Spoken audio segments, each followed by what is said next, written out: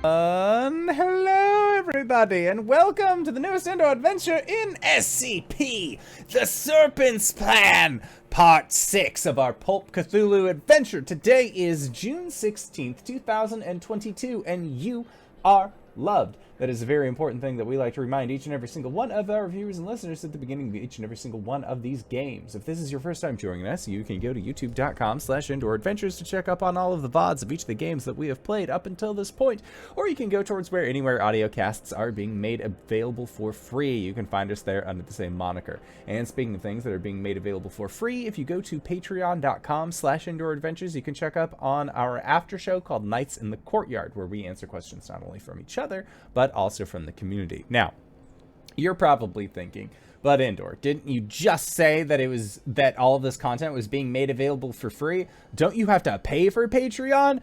I mean, generally yes, but all of our posts are being made under the public tag, so you don't have to pay in order to enjoy some extra content here at the channel. If you have any questions for us, although you can ask them in the Twitch chat to the side, the best way to do so is actually to follow the Discord link in the Twitch chat to the side. That way you can join us on Discord, post your questions and questions for the courts, and we will do our best to respond to those questions in a timely fashion. Again, during that Patreon supported after show.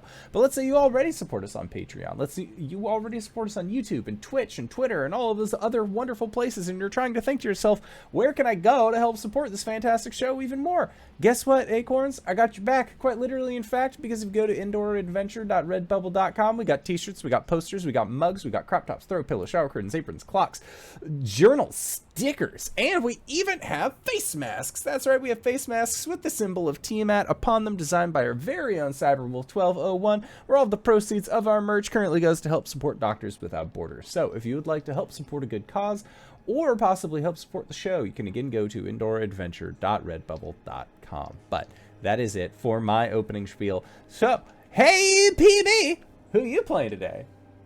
Hi, today I am playing Maggie the mechanic, and she's the she, they pronouns, and I am excited to be a little bit more insane. And I am the indoor adventurer, he, him, and tonight I shall be playing as Bucky Howard, the chauffeur sidekick. Music made me lose control. GB, Greybeard, a Greybeard Shepherd. And tonight I'll be playing Klifton Kai, the Mystic Yogi. He and I both use he, him.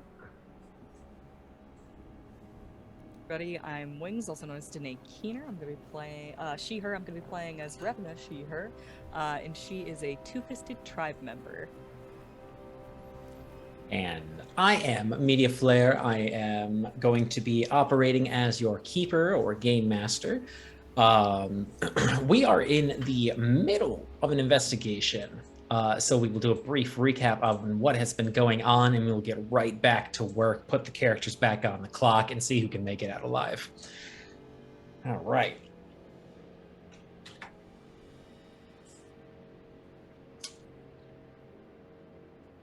SCP-6965, report number 6. We had taken a brief break in order for everyone to gather their notes before continuing on the incident report of Mobile Task Force Mu-2, Country Road's first operation out in the field. As a recap, SCP-6965 was an anomaly that came out of SCP-3008, the Infinite IKEA. After some hasty decisions made by the site director, Dr. Palmer, the anomaly was transferred to Site 11 for further observation before being determined where their permanent housing would be. As an additional series of events, a member of the O5 Council had approved of Dr. Palmer's request to give the anomalies a position in the Mobile Task Force and see what they can do in field operations. Dubbed Mu-2 Country Roads, their first mission was to locate an instance of SCP. I believe the number is 247. At 1304, the party first rolled out to the zoo in Nobbin Way, Michigan, the Upper Peninsula. And after about an hour of investigations, they had located SCP-247 and made attempts to secure it. They had confirmed at least one civilian injured on the field and identified the cadaver of one of the missing Foundation plant members. We return now to the footage and reports that had happened afterwards once the EMTs arrived to assist in securing the scene. So as a brief recap, in this form, the party had just slammed the cage shut on the anomaly that they have found in an apartment complex just a few miles west of the zoo. Bucky had been heavily wounded, but were treated by the EMTs and recovered some hit points. At this point, you had declared the site secure enough for the local plants to move in. I would say just a few minutes have passed, and now a few more people have come. Members of the local police force that are Foundation plants, fake news networks that are coming in to pretend that there was some sort of issue with a person. They had a feral raccoon, and it went loose, and people are being treated for rabies, except for those rabies treatments, maybe amnestics provided to local civilians so that they do not know what's going on.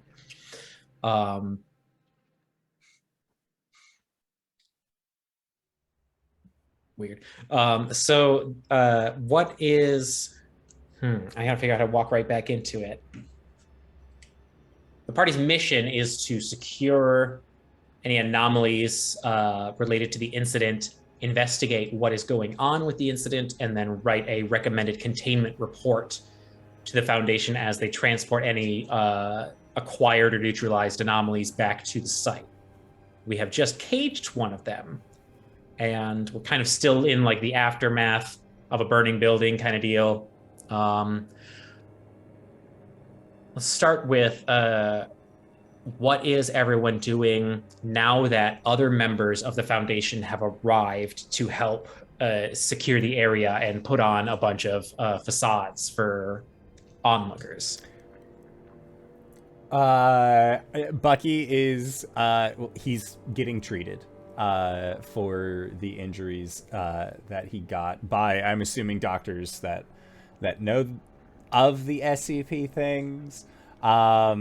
Like we were saying, because the ambulance was parked right around the corner and kind of waited for us to be like, it's done, and then they were directly on the scene to help out. Yeah, these are normal people who are loyal to the Foundation, like secret tattoos or whatever. So they know what's up, but they aren't scientists themselves. I think that Bucky is... Yeah, I think he's just telling them don't go near the Humvee if you know it's good for you. Do not go near there. We have it under but we got it. It looks like a small... It's a large cat the size of a small cat. Okay. Whatever's going on with that, that's cool. I need you to stop moving, though, while I'm putting these stitches on, or else you're going to get a lot of nasty scars back here, okay? But, would they look really cool? You'll never be able to see them. They're on your back. I need you... Okay, if you can just stop trying to look at it, you can't see your own back. I'm going to stab you with this needle. He says, not with that attitude, but, it gets cut off right as he gets stabbed with said needle. Not with it! Ah! Not with that attitude! Right, and I don't... kitten, whatever, tiger, mouse that you have, that's not on me. My job is strictly making sure I am not reporting a corpse to the facility, okay? Okay. Is that guy gonna be okay? Point over to the physician who was passed out for a little bit too long. Well, we're gonna have to take that one in to give them a little bit more indefinite assistance. There's definitely some amount of brain damage. We will try and do some reconstruction and amnestics if they do stabilize, but we have no idea how long they're going to be in this coma. Bucky, like, kind of nods, takes it to heart, like, thinking to himself, like, that could have been me. And, like, that's all he's doing, is just getting treated. Okay.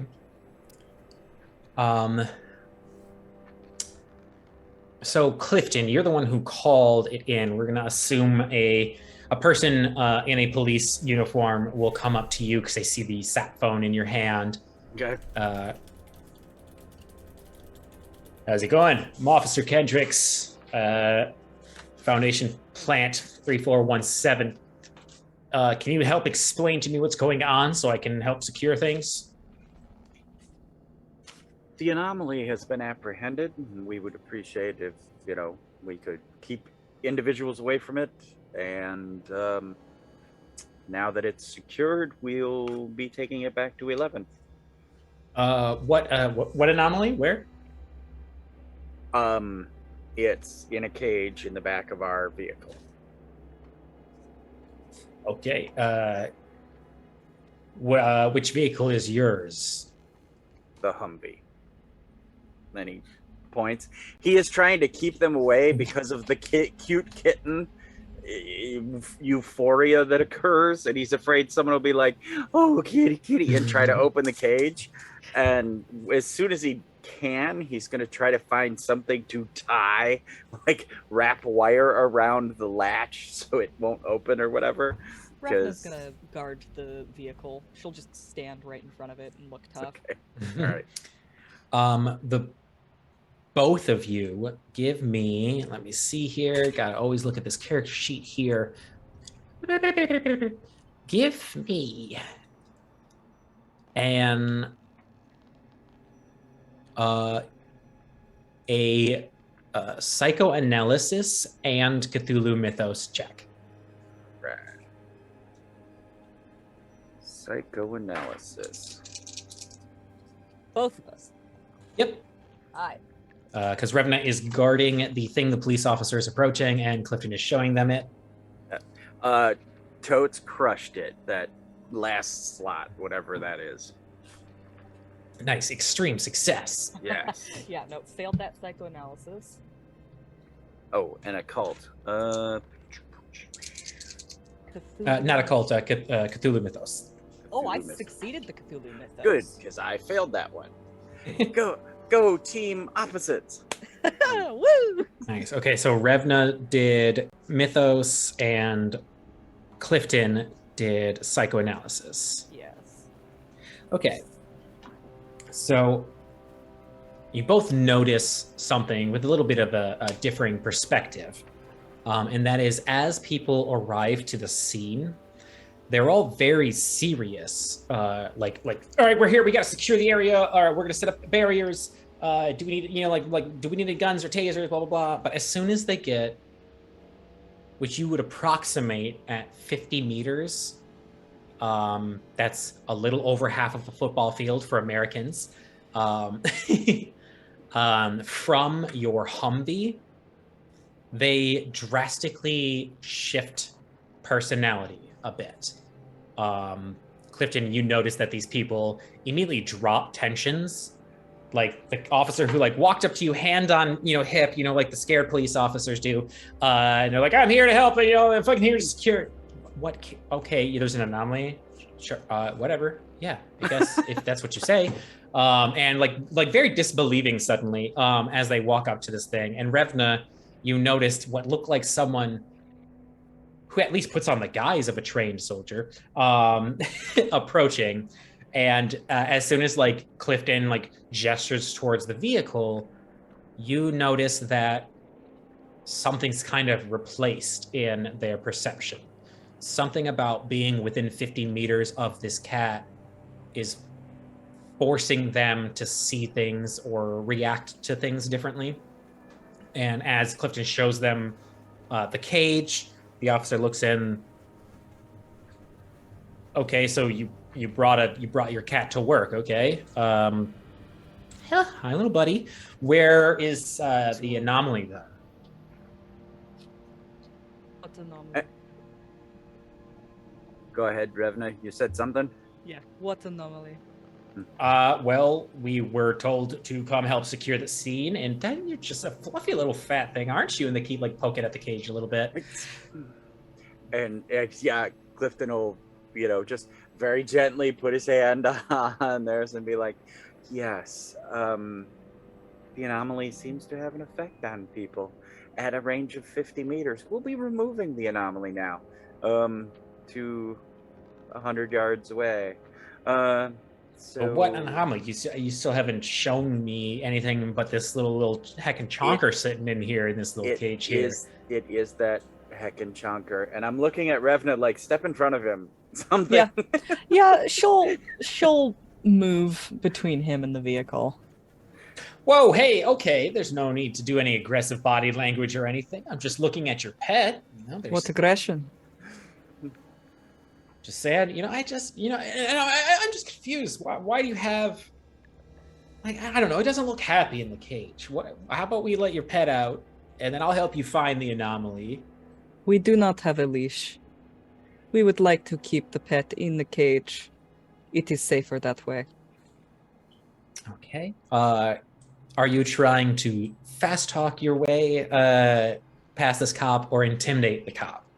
I'm going. It wouldn't be a good idea for me to fast talk him, and it's also not a good idea to try and intimidate cops. Now, is it? But intimidating is what I'm good at, so Not that's what I here in shall America. do. But yes, I will intimidate. Okay.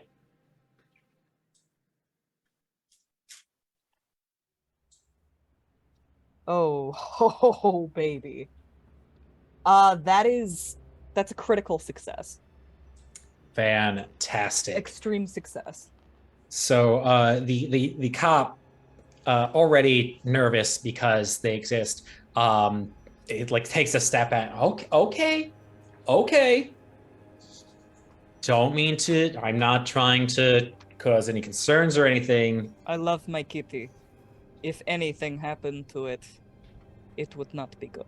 It's a very cute kitty. Do you mind if I say hi, pet it? Yes. Okay. Yeah. That's fair. But Sorry, what is Maggie doing? it's a good question. Maggie, what have you been up to? Klifton and Revna are chatting with a cop who seems to be like trying to free Willie, even though Willie is likely a psychic ancient tandem war elephant.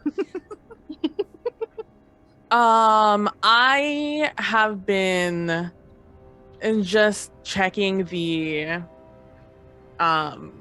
making sure that the Humvee is taking the load well of our new passenger in the Humvee. Just making sure, just doing like car things, making sure that car things look good. All right. So Klifton knows that there's no way he can drive the horrible column shift with the clutch and whatnot in the Humvee if it's that era of Humvee. And oh no, it's 2014. Everything's automatic in the military now because we don't teach that anymore. Awesome. Okay, so in that case, he'll just like look over to Maggie and like, hey Maggie, can you take this vehicle further away, like, and he'll point somewhere down the block or something.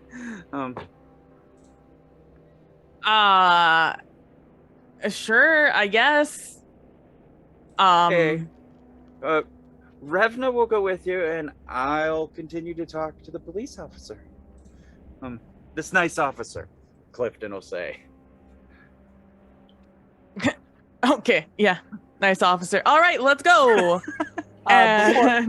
Before leaving, Revna will lean into Klifton. What is this officer's clearance level? Spicy. Klifton kind of shrugs. That's not his wheelhouse. He, so.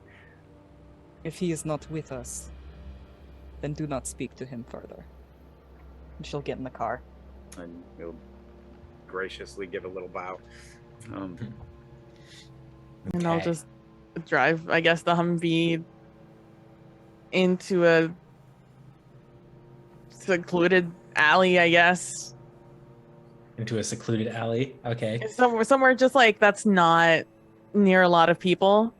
Just because it's a Humvee of military aesthetic, and she's like, this is not the type of thing you want to see in the Okay. So civilian area. right. So since scheduling wise, the zoo was closed for holiday weekends. That parking lot is empty. So you can always park that Humvee back over there, wide open space outside of a zoo. There's no one around. Yeah, I like that. Yeah. So Maggie hops in the car with Revna, and they scooch off that way. And from Klifton's perspective, they see like the cop is like, well, okay, but just what the cat, you should probably let your kid know. And that was the whole time Clifton's like doing the, yes, I'll keep nodding and you'll keep nodding, and then Okay, they'll get away kind of thing. I feel kind of weird, but so hang on, my brain's a bit scrambled. The anomaly was in the vehicle, you said? Yes, it has an effect on the mind. Like what? Like making you want to pet it and love it and take care of it and let it out of the cage. That's fucking gross. I hate cats. Klifton doesn't laugh, but he nods acquiescently and is like, yes, we appreciate your quick response. And he'll give him the details that I guess are technically asked for, or that I believe can be given. What happened here? Are there any injured? Should we be concerned for any more dangers? Is this the only anomaly? As far as we're aware, yes, it is the only anomaly present, and we're removing it now. And it was an officer who had like their legs torn off up on the second floor, right? Revna, did you fill people in on that body? As far as like my, Because I know that group Revna goes, like acknowledged that was one of the dead task members, but I don't remember them ever saying anything about it. And well, I mean, within the vicinity of like fun times, good times, kitty cat, I don't know if it would necessarily occur to her to do so. All right. Then Klifton doesn't know about the officer, the other victim, and is like, we have just contained the anomaly. There may be more casualties and/or people in need in the building. Okay, I can get fire and police in here to scour the building, and you are 100% sure that this is the only anomaly that we should be concerned about? This psychic cat? Klifton doesn't know about the turtle yet either, right? So yeah, Pretty sure no one knows about the turtle except for Revna. Yeah, as far as we know, yes, that is indeed the only anomaly on the premises. And do you think this has something to do with the zoo? There was a break-in there as well. Does that have something to do with the complex? Should we be concerned about that? Our investigations are still ongoing. We believe that at this time, we believe this target area was targeted because of the team that was in place here. We're still investigating, and we will keep you informed. All right. Well, I'm going to get a team around. We're going to secure the area. We'll make sure to do some distractions, any cognito hazards that we need to deploy in order to provide and amnesticize the civilians. If there's anything else you need from us, please let me know. If there is further contact in any way, shape, or form, please feel free to contact us, and he'll pull out the satellite phone and give him the satellite number. All right. Yeah, I will make sure to call you if we see anything. Just Is there a way that we can tell that we're mind controlled or anything? Is there something we can do about that? Currently still under investigation.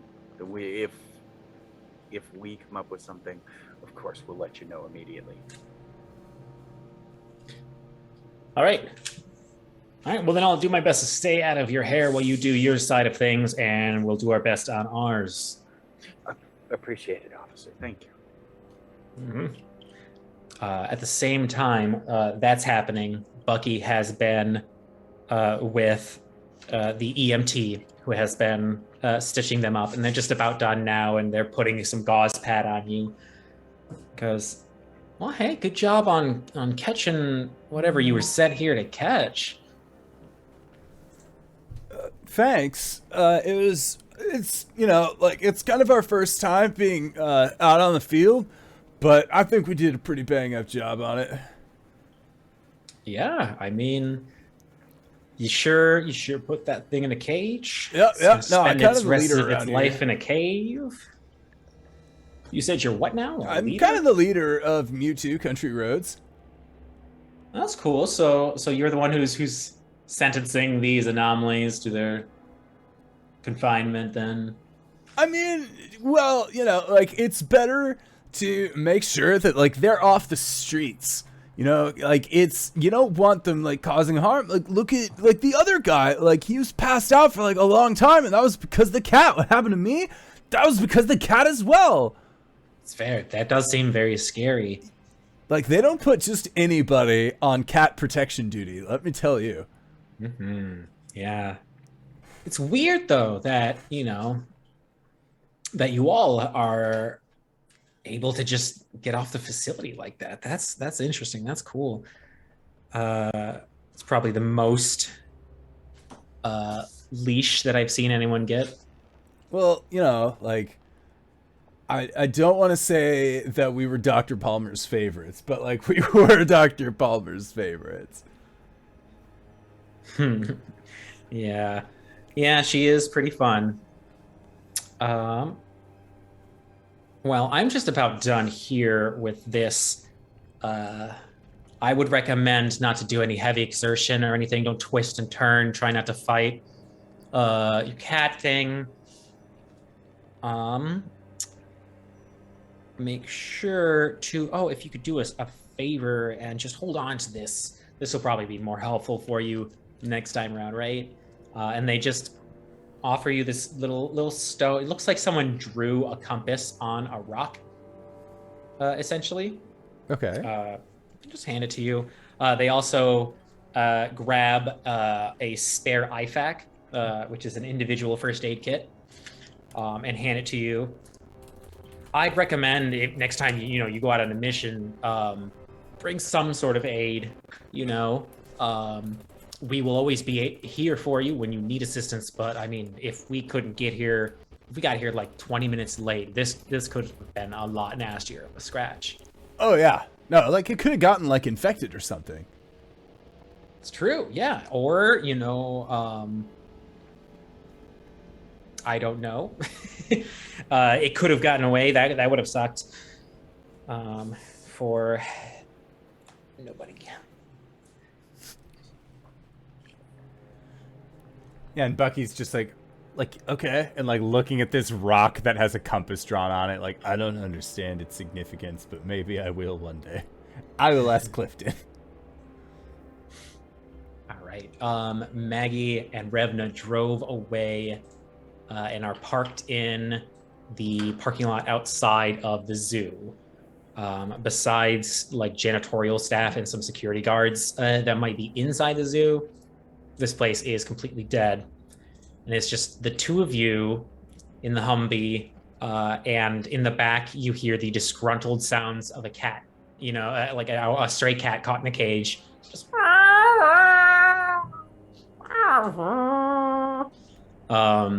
And it looks like it's trying to back up into the corner, but also can't make contact with the corner due to the strange variation in its size. While you're waiting for the other two to finish what they're doing over there, what's Maggie and Revna up to? As we're driving and we hear the disgruntled noises from the back, we just hear Maggie's like, ugh, this is gonna be such an annoying drive back. Noise from the front, noise from the back. It's gonna make it impossible to sleep. Revna just looks at her.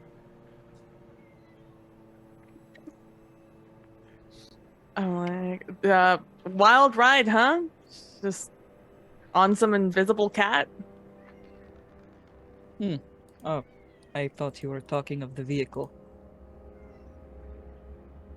Sure, that too. I mean, is this your first time? No.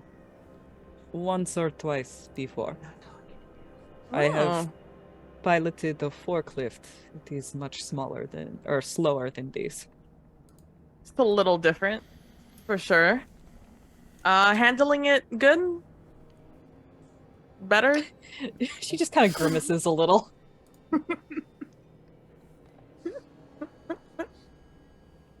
No vehicle should be this quick. You say that until you start driving them. And then they can't get fast enough. If there were a collision, we would all die. You die from just walking across the street. Might as well have some Because fun. of more of these vehicles. I don't know. You could have crossed paths with this little guy back here. Yes, but that is natural. A good death. We might have different definitions on that, but like... Alright. I You knew good? someone who died while building a boat. Not a good death. I mean, they were building a boat. Yes, doing what they love, but being killed by something without a soul. It is not a good death. No. I think so long as you die doing something, I think that's a good death. Like that falling asleep and like dying, like that freaks me out. Cause like I can't control that. But like if I'm building a boat or working on a car and that thing falls on me, like at least I knew I was in somewhat control there. Maggie and Revna, can you make me spot hidden checks? Uh-oh. Uh-oh. Stay away want from my fucking car. I want you to know that I went to go click on spot hidden on my sheet as if I were on Roll20. We have I was like, been why is it not doing We're anything? Where's the pampered by beep? companion apps. exactly turned into. Oh my goodness. Oh, fuck. What's My spot rolls are hidden? hot tonight, y'all. Spicy. I didn't even need good spot hidden. I rolled a singular digit number. Wow. Oh So my that's an god. Extreme success. I rolled a half success. Extreme success and half success. So as you two are chatting, you both notice a series of movements out of the corner of your eye nearby the zoo itself. Both of you are very quick to spot some things. It looks like a zoo staff member is opening up a side door and letting a set of animals leave. There's a single fox and 2 raccoons, followed by there's some other small thingies. 4 pigeons and a squirrel. They all like just file out. Revenant notices that on the squirrel and fox are tiny leather straps like harnesses, armor, and what looks like a cute tiny little dagger on the squirrel. As they all exfiltrate this zoo and like scatter in almost a coordinated like military formation into the woods. And as they start to like flee, the zoo employee like looks around and closes the gate and walks back into the zoo. I'm not the only one who saw that, right? Oh no, muted. Hello. I'm being throttled something fierce today, y'all. Oh no. No, I saw that. Oh, this is strange, yes? Yeah, typically you want to keep the animals inside the zoo. Not let them out through some side door. Is that the trainer?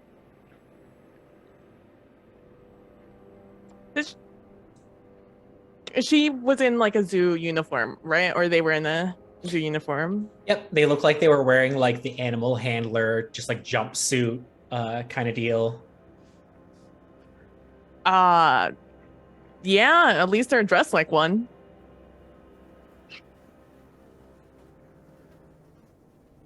Revna But a kinda- raccoon.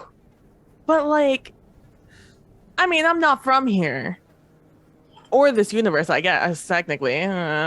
But like, typically we don't keep like raccoons and squirrels and stuff inside zoos. That's weird. This was not our mission. But it could jeopardize it. It could be part of it. I mean, they didn't look nearly as cute as this little asshole behind us, but. Oh, shut up. Revna's just gonna turn around and tut at it a little bit, just like. Luckily, the cage is already feral creature proof, so as it tries to like bap at you, it can't get its claws through. She just kind of smiles wickedly at it, like, "Oh, that's cute." And with the size of this creature, like every time it moves around, the vehicle lurches. You know, like a horse is trying to move from one side of it to the other. This is Revna's favorite so far. That door was open and then shut, right? And a bunch of animals were let loose. Yep, they opened the door and out came a little like cadre, like a little squadron of foxes, squirrels, and pigeons in what you saw with your extreme success. What looked like feudal era equipment, like level 1 adventurers, as they scurried into the woods. What are the chances that this door will be locked? Pretty high. Anything you can do about that? That's a great question. I've never tried to pick this kind of lock, but I mean, I have some things with me. I might be able to manage something, maybe? I think I should like to have words with this trainer. Should we get the guys, or? She takes a big, long breath and then lets it out in a low hiss. Yes.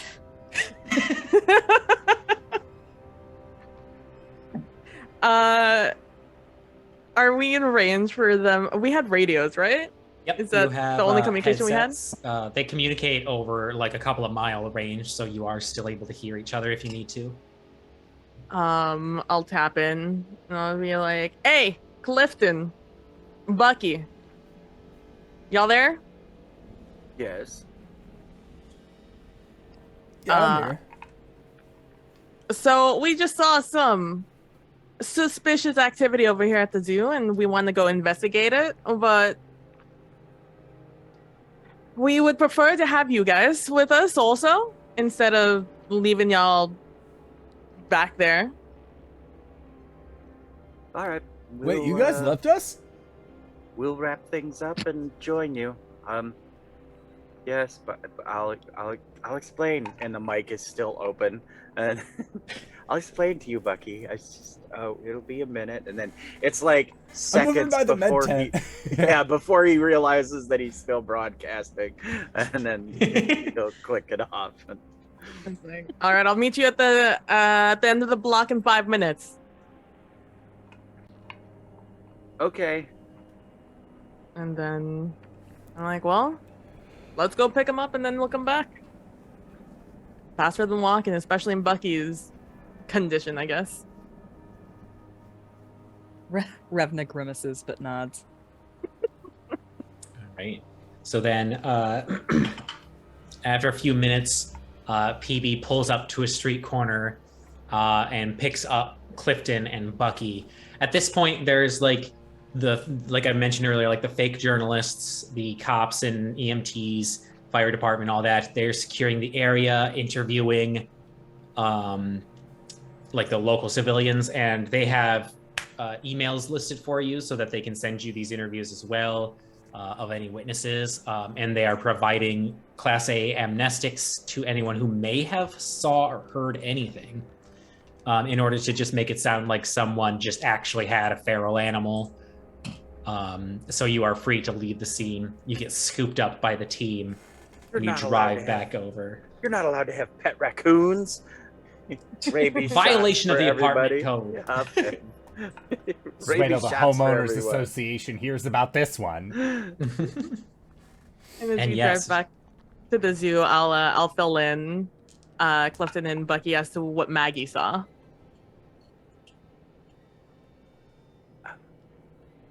And then Klifton just go like twice, and then looks at Revna like, "And you witnessed this also?"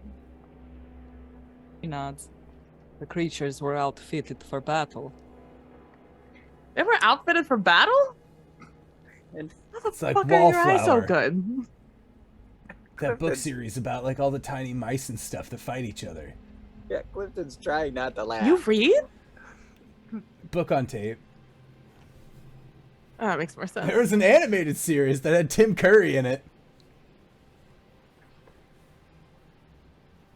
Who?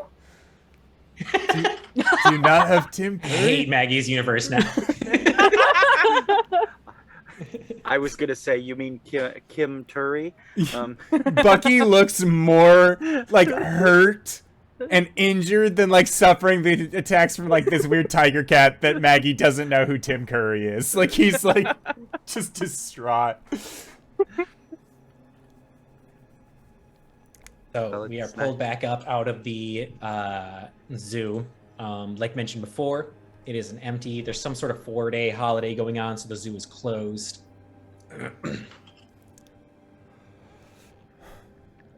All right, And it so was- there were animals that were wearing like swords and things coming from the zoo. Is this a problem is this a problem for now? Because we also still have this cat. Like, aren't we supposed to take this back? See, that sounds really mad.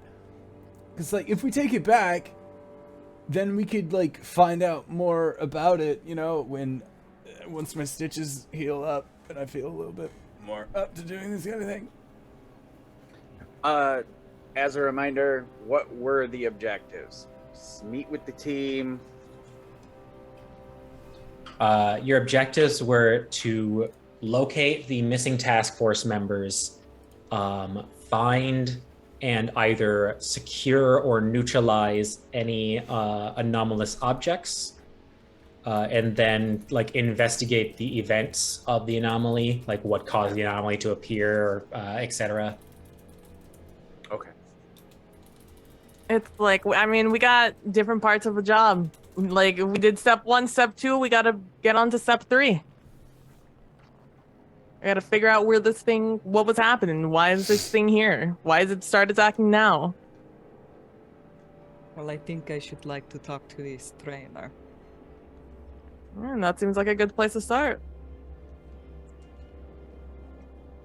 And who knows, we might find you like I don't know, something to lug you around in so you don't pull your stitches on accident. Well, I was just told that, like, don't, like, strain my back too hard and, like, you know, don't, like, lift more than 50 pounds and, you know, the usual stuff. Otherwise, it might, like, look really cool by the end of it. So, like, you know, it could look pretty cool.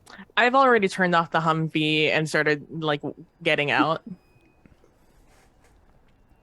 Yeah, Bucky Right. will. He'll get out and start following Maggie. He doesn't want to be alone in the car with the thing that almost killed him. How do we ensure that No one tampers with the vehicle. Yeah, Klifton was sitting there and like he had kind of zoned out to everything to, Iron Tower of Iron Will calculate that kind of thing. I could stay with the car and like be outside near it. And then if you guys need like a quick pickup, this thing looks like it would haul ass and be able to bust through a zoo gate, no problem.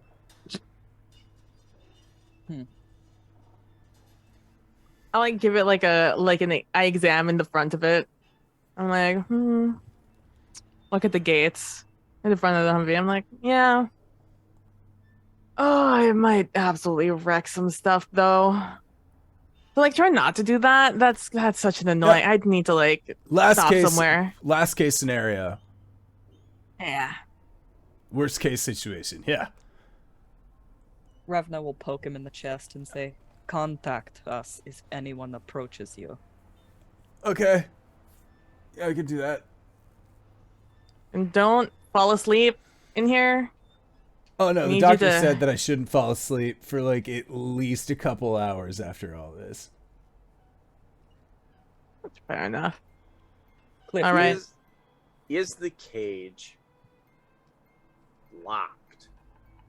With a lock, not for the animal, because obviously it has some, massive, lever to keep the cage itself secure, but then is there where a padlock or something can go so that a human being doesn't open don't up the open cage? it? Yeah.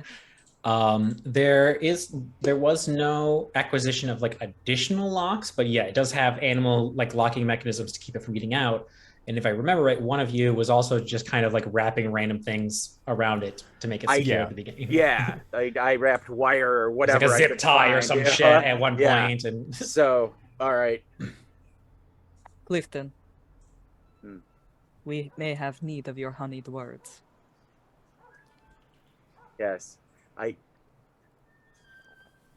Hey, Bucky, why don't you turn some music on in the vehicle, and then I'll walk with them a few steps away, and Clifton will say, "I fear that the creature may affect Bucky's mind, and he may assume it's a troubled, innocent animal and attempt to allow it to escape." He has been injured by it. Well, let us hope that that's enough then.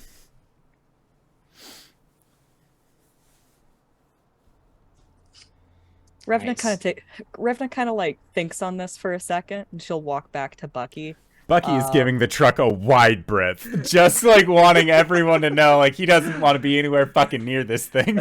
So he's just chilling out further in the parking lot, but within eye contact of the thing. It's you pull up and you know how they have little cement stoppers for wheels. He's sitting on one next to the car.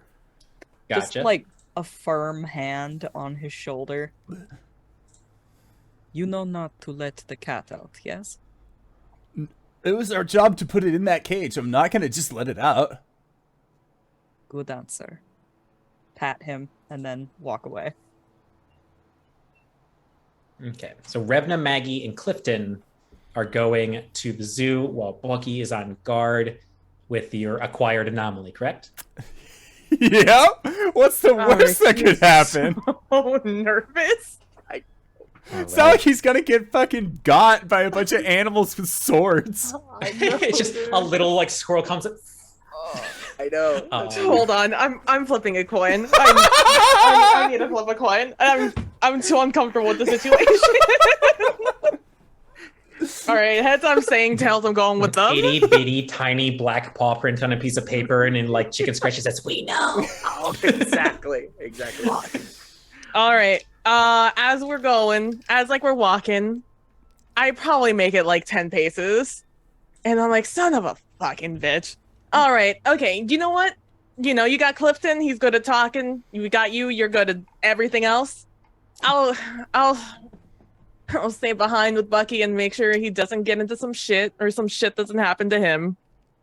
And mostly the anomaly. I don't want to catch the damn cat again.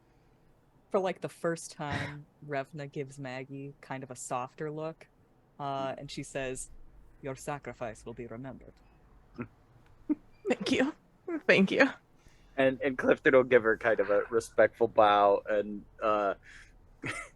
will, a respectful bow and kind of a half smirk as he turns, like, aw, she, in his head, she does kind of like Bucky, or at least doesn't want the cat to escape, is what he thinks as he walks away. Aw. She either cares or is good at their job. Let's see. I'll roll a d20 to see which one of the two it is. All right. Closer to the 20 is the more I care about Bucky. No offense to Bucky. No, that's all right. You also notoriously roll low, so I'm not expecting much. Ooh, I rolled a 3. It was a pain in the butt to get that thing in there in the first place. Okay, all right.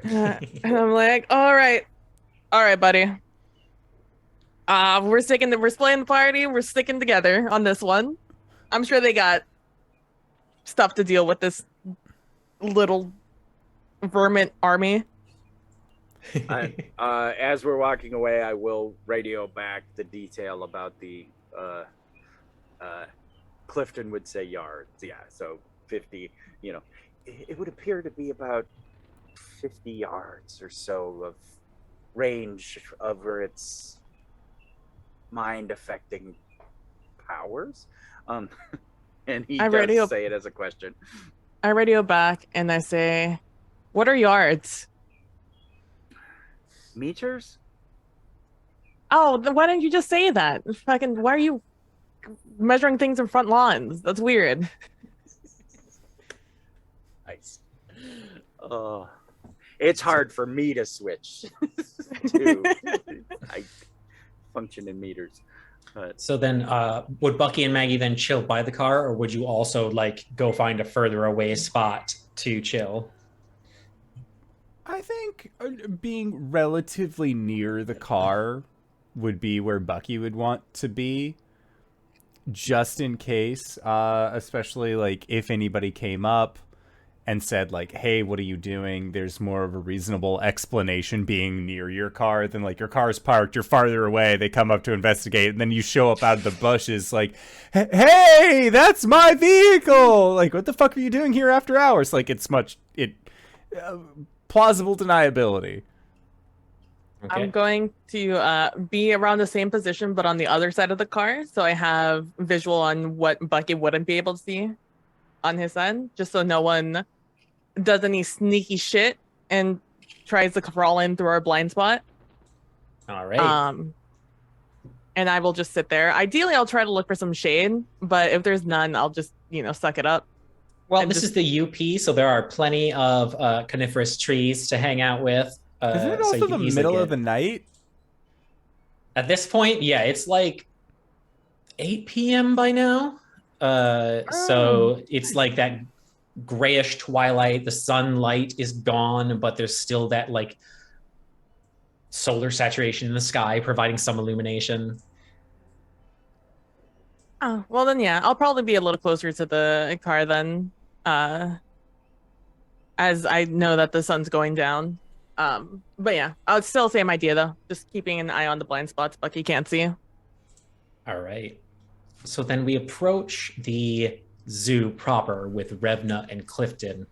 And the first thing you two notice is as soon as you leave the estimated range of that cop's reaction, you both get an immediate, all of your normal instinct danger senses start to kick on as you realize, no, that is very much a threatening creature.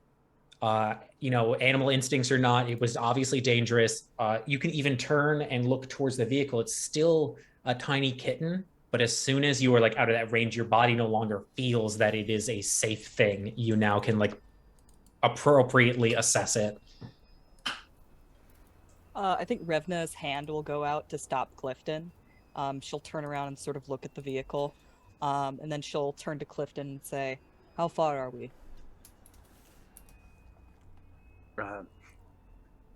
About 50 yards, half a soccer field. Make note of that for the report. Yes. And now that you remembered that I have the insane recall, Klifton doesn't take notes anymore. It's all just yes. Brain notes. Yeah, Permanently fused into the brain. Can't Oh my forget. god. If Klifton and Revna broke bad, we would be a really scary team. Well, and that's why I said I remember everything Bucky has ever said. You know. So. Okay, so we are approaching this zoo. How is Revna and Klifton approaching this? Are we just heading up to the front gates? Are we hopping something? Are you digging a tunnel? What's going on here? I think Revna's first instinct would be to walk to the door that we saw the animals come out of and just try it to see if it were locked. Okay, roll me a luck check. Haha! Aha! Yes! Oh, let's see how lucky Revna truly is. Oh, my current luck isn't great. Oh, baby! Oh, except that's a 100. Oh, that's a crit fail, isn't it? That's a crit fail, yeah. All right. So Revna walks up to check the door. Unless that's a 10. Wait, no, that's a 10 in the 10's place and then a 0 in the 1. So that's just a 10. Yes. Right? Yes. Yeah. That's it. That. Yeah, it's only if you get zeros across the board, then it's the crit fail. Cool. The way that it landed made it look like a 100. That's incorrect. It is a 10. Okay, it's a 10. Which means that it's a success, actually. Nice. And I'm assuming like half, right? I don't know if you get those on luck. Oh, it's luck. Yep. Okay. That is 50-50. All right. So you go to jiggle the handle and find out that this door had either been mistakenly improperly shut or has been left unlocked on purpose. As you swing it open, there's a metallic squeaking of a door that could definitely use some lubricant, and it does create some sound, enough that Bucky and Maggie from their distance can hear the sound of a door being opened, but it's vague enough that they can't tell where y'all really are. So yes, the zoo seems to be open to y'all. Anything on the interior here that I can use to prop this door open? There is a one of those push carts that janitors use at fairs and carnivals, or inside large buildings. So there's that itself. There's also a couple of brooms and mops in it and squeegees and shit. So there are plenty of objects that you can use off of this to prop it open. Okay. I'll just grab a mop or something and just sort of prop it so that it holds the door open. Okay. And report back to our guys in the truck. Guy in the chair. Our home team. What is that? What's the name of the team that stays? Reconnaissance? Jiminy Jim Jam. Brain doesn't want to work today. Those other guys. I'm not even entirely sure. Yeah, I'm like, what are you talking about? The op base? Okay. Anonymous gifter, thank you for giving Paulper a tier 1 sub. GB, do you want to show what happens when people get subs or follow on this channel while you're here? When I'm on the channel, I'll take this maul and I'll hit that guy in the face. God, it's so satisfying each time. Thank you. Woo. But yes, so you radio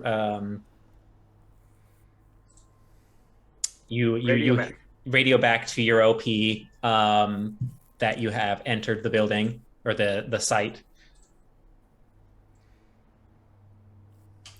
Do you see anything weird? Is it a normal zoo? Does the elephant have a gun?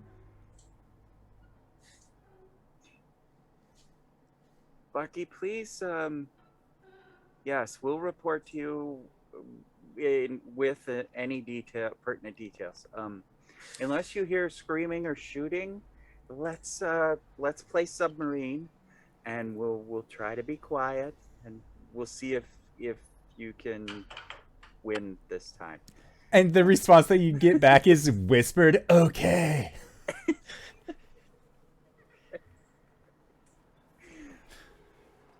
And Maggie, you look over and Bucky just... And you're welcome, Maggie, because otherwise he'd be talking there instead of on the radio. Rue. I'm just gonna go like, I'm gonna go back to like jingle jangle and whatever I'm working on, unable to keep my hands still. Okay. So what's the plan now that you're inside Revna and Klifton? So right as you walk in, you're like in a random center of the zoo. There are pathways. Everything's very clean. It has been maintained. There's no litter or anything. And you're probably, I would just say you're in the primate section right now. There are a bunch of spider monkeys sleeping on stuff over here, a couple of baboons. One of them is kind of just like pushing a rock back and forth, and the rest of them are passed out. It is sleepy times here in the zoo.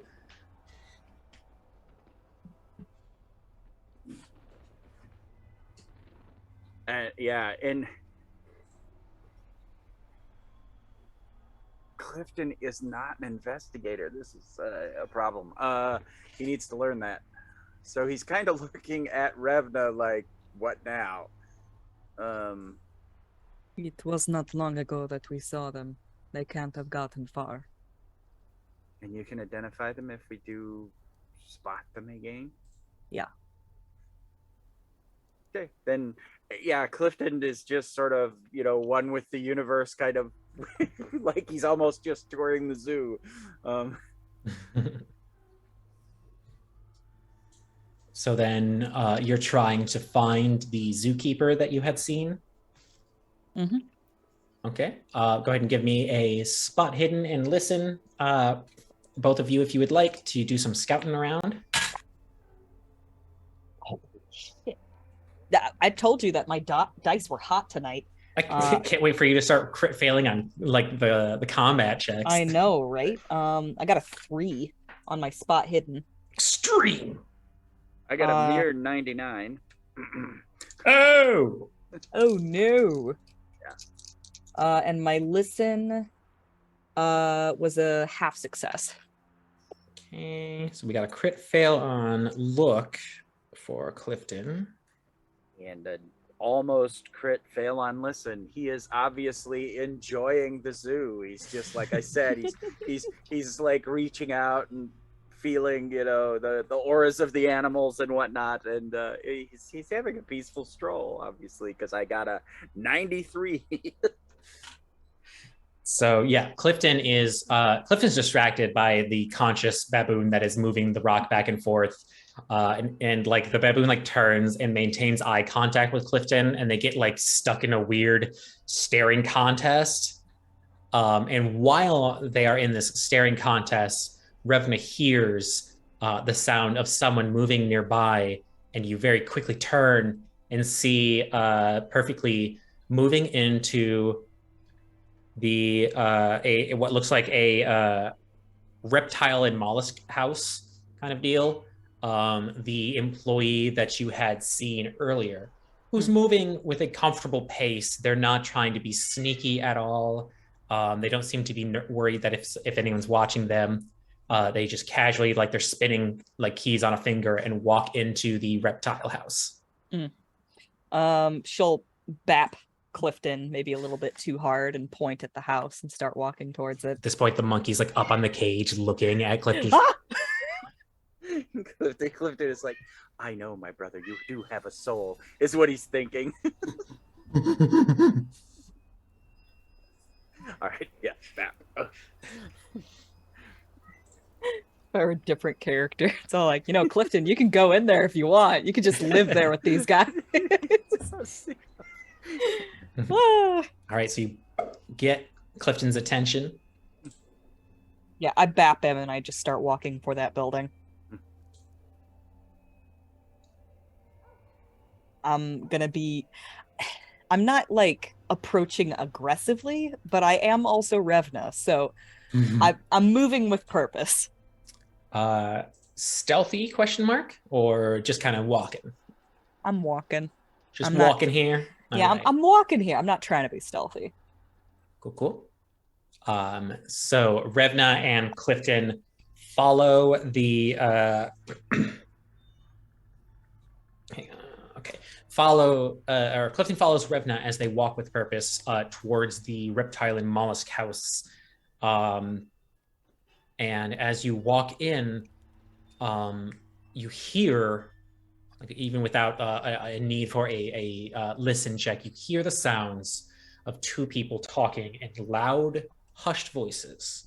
It sounds like they are trying not to be loud enough to cause echoes, but also are aware, or at least talking as if they are aware that they are alone. And you hear, well, Mr. Blackwood, as far as everything went, it seems to have gone well. Ha! Tremendous! I am happy to hear about that all of the actions have gone successfully. Have you informed the others yet? No, Mr. Blackwood. Well, I left the recon team out. I haven't gotten a message back from anyone yet. As far as I'm aware, the diversion worked, though. Excellent! A saddened event that we must make such sacrifices for our fellow living beings, but this is part of the mission.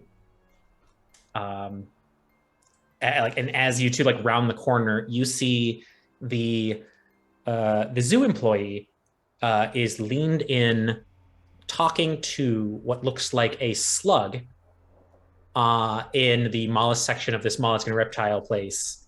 The slug doesn't seem to be moving any of its body parts as if it is talking, but you definitely hear two voices as this person is talking to the slug. And as you see that on the outside, Bucky and Maggie, can you both make me sanity checks? As you are within range of the kitty. And it has been a few minutes. Yeah. Sanity, you said? Yep. Okay. And same sanity checks are the same, right? We want to roll lower, not higher? You want to roll lower. Okay. Oh, yeah. Easy.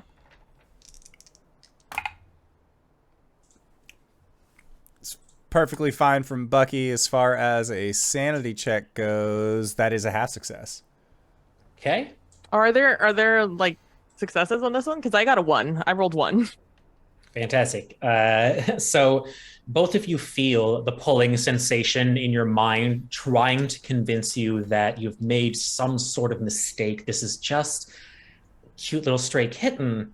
This is a waste of time and effort. We should just let it out of the cage, maybe put it on our laps and play. But you both have enough willpower to recognize that something is trying to trick you with this thing. And while you're sitting here chilling, you heard the radio contact from Revna and Klifton that they're inside. And as you confirm that and go back to your guard, you turn back towards the vehicle, and sitting, leaning out of the passenger seat of the vehicle is an older, indeterminate race masculine figure in their mid-30s who's just got a pair of sunglasses on. This is not SCP uniform sunglasses, so I'll put them up here. He's just looking, it's it's weird. I've never seen anybody want to go to a zoo after closing. All the animals are asleep. It's pretty boring. But you think they're going to come back? Which door is passenger side, driver side?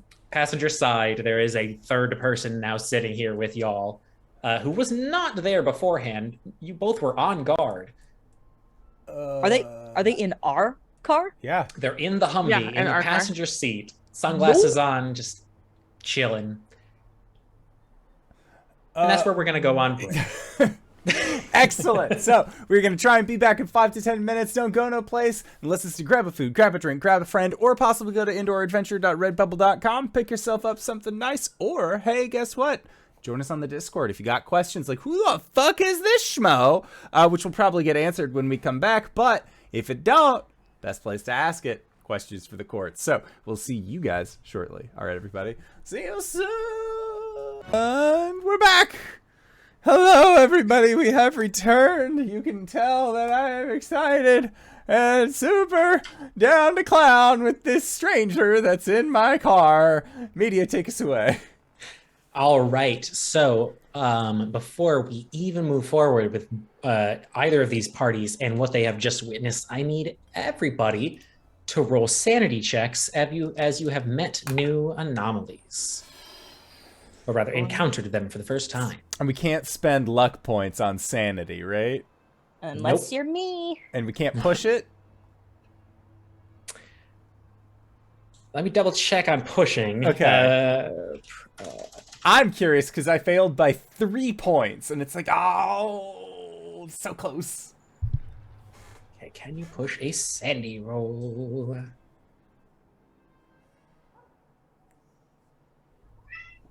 You can, but if you fail, you get a bout of madness, even if you don't meet your threshold. So it's take the sanity damage and hope for the best, or push it, and if you fail, you definitely go insane. I'm just gonna take the damage. That sounds fine. Because then my Cthulhu mythos, SCP mythos wink goes up, right? Yep. Regardless of if you pass or fail, since this is the first time you are meeting you are going to go down by 5 and up by 5. And then if you fail, you take additional consequences. Okay. Remember when we pointed out the fact that I was rolling really well and I was going to stop rolling well when it mattered? Yep. It mattered. Anyway, I'm spending 35 luck points to succeed at this. This is going to be interesting. So Bucky failed. What about Maggie? I passed. Maggie passes. So the outside team will start with 1d3. Bucky is taking 3 points of sanity damage, as well as no matter what, everyone's going down 5, up 5 because of the encounter. But you're taking an additional 3 damage. Mm-hmm. As you are startled by this person who somehow manifested in front of the two of you. Maggie does not take any additional sanity damage, just the mild startle. Inside, seeing the talking slug, sounds like Revna caused a pass to happen. Mm-hmm. Where does this put you in the threshold, by curiosity? I believe we were just on the threshold. Mm-hmm. Well, on a success, I'm still losing sanity. Yeah. How much am I losing? 5. 5? We go up. You gain 5 points of Cthulhu Mythos and lose 5 points of sanity max.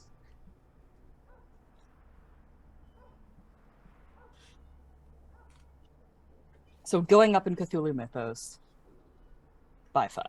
Yep. And then your maximum sanity is going to go down by 5. Okay.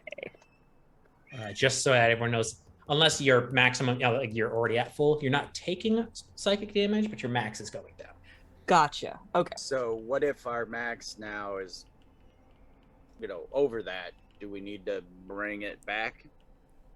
Yep. Okay. So if I was 69 sanity, I now have to be 64 sanity, even though I passed. Yes. Perfect. Okay. I did it right. Okay. And it's the maximum that's going down, not the actual sanity. Just the maximum. Okay. Yeah. I'm still over my threshold. Okay. Revna lives to be mentally sound another day. The only person who seems to be taking any significant effects from this is Bucky. And we'll start with the outside crew, as this person is just chilling in the passenger seat of the vehicle, leaning out the window, and kind of just observing what's going on. What did they say again? So it was something about being parked at a zoo after hours. Normally, you come to see the animals, not to enjoy the night. Yeah, I mean, I just think it's more boring to be at a zoo at nighttime because everyone's asleep. And how would you know that? Have you never been to a zoo before? Yeah, have you ever been to one at night? Of course. Maybe things are a little different over here. Oh, don't worry. Animals' biological systems operate the same everywhere in this plane of existence, so they're definitely napping in there. Except for Jimmy. He's probably staring someone down right now. You seem to know a little bit of something. What's your name, bud? Names are too temporary, you know? I mean, it's just by the time you're gonna memorize my name, you know, I'll be somewhere else, someone else. And yeah, it's not something that needs to be stressed about. Bold of you to think I was gonna remember it. I was just trying to be nice. What are you doing here? Why are you in my car? Well, as far as I'm aware, this belongs to the Foundation, right? I mean, slaps the side, the little like SCP logo on the door. Property of the Foundation. We live in the dark so that they can live in the light. Is that what the SCP stands for? Do you know what the SCP? That's just their mantra. Their mantra. Yeah. Mantra? Depends on regional dialect, I suppose. Well, what's it to you, bud? Boop. Like touches the tip of Bucky's finger. You okay, buddy? You seem a bit perturbed. Submarine! A submarine! No, this is a Humvee. Yes, and how? Why? You? The car? There's a cat in there that you should not. Why? Don't be in the car. So it's all good. And you see him like reach back and chin rub the kitty. Oh, speaking of, oh my god. Chin rub the kitty as the void kitty crawls on my chest. Maggie stands up and is is stretching after kind of being uncomfortably on the ground. It's like, well, what do you want, bud? Oh, I'm just here on observation. This is just something to watch. Interference or any of that kind of stuff isn't going to be any fun. You okay, Bucky? You seem like a bit overwhelmed by this. How do you know my name? Shouldn't I?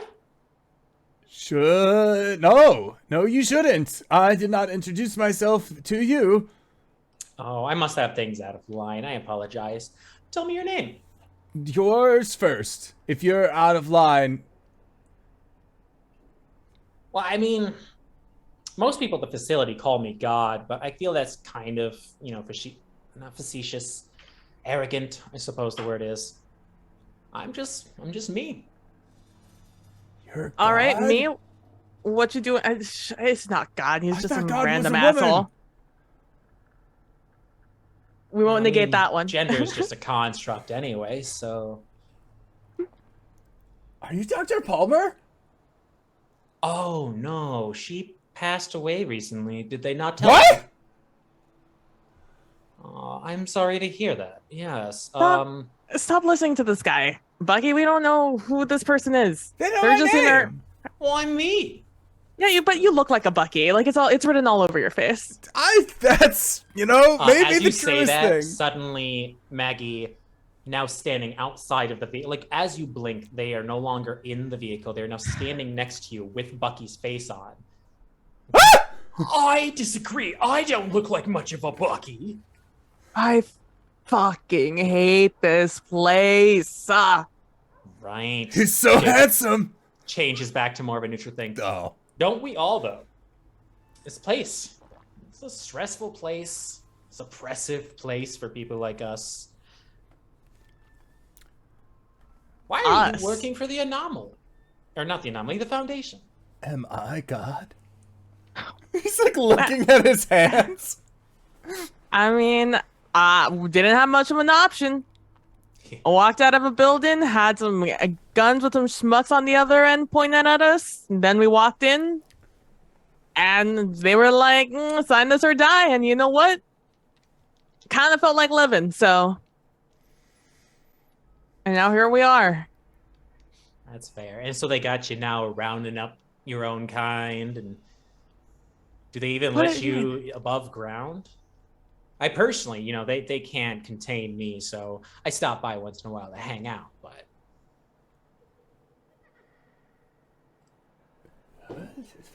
Why do you keep calling us an anomaly? Well, that's what they consider you, is it not? I mean, you're not from here. You're not what they would call normal. They certainly don't think of you as people. I read the reports. Yeah, to be fair, they don't consider like anyone people though. Oh, well, they consider people, but you have to be, of this universe and have no anomalous properties and all that kind of stuff. A lot of restrictions, honestly. So what's your play here? Because I'm getting a little bored. Oh, well, I'm sorry to bore you. Well, like I said, I'm just on observation duty today. You don't actually have to talk to me if you don't want to. If I'm boring you, we can resume staring at the gates of this facility, waiting for the next beat of the story to happen. Who's paying you then? Paying me? The church, Maggie. Oh, no. I'm not part of the Church of the Broken God. Absolutely not. No. I am... Well, I guess if there is a church or something, I go to the holy temple of the Serpent's hand or something like that. I don't know. It's, like I said, I'm just here to watch. I'm looking forward to seeing what happens next. So you're just here just for funsies. Yeah, it's between this and watching the possible apocalypse down the road, but Wait, I what? like animals. What apocalypse down the road? Oh, this is not your universe. Yes, sorry. Nigh-apocalyptic events happen almost all the time here. What with the tremendous nearly 7,000 anomalies that exist in this certain plane of existence. Are they attractive?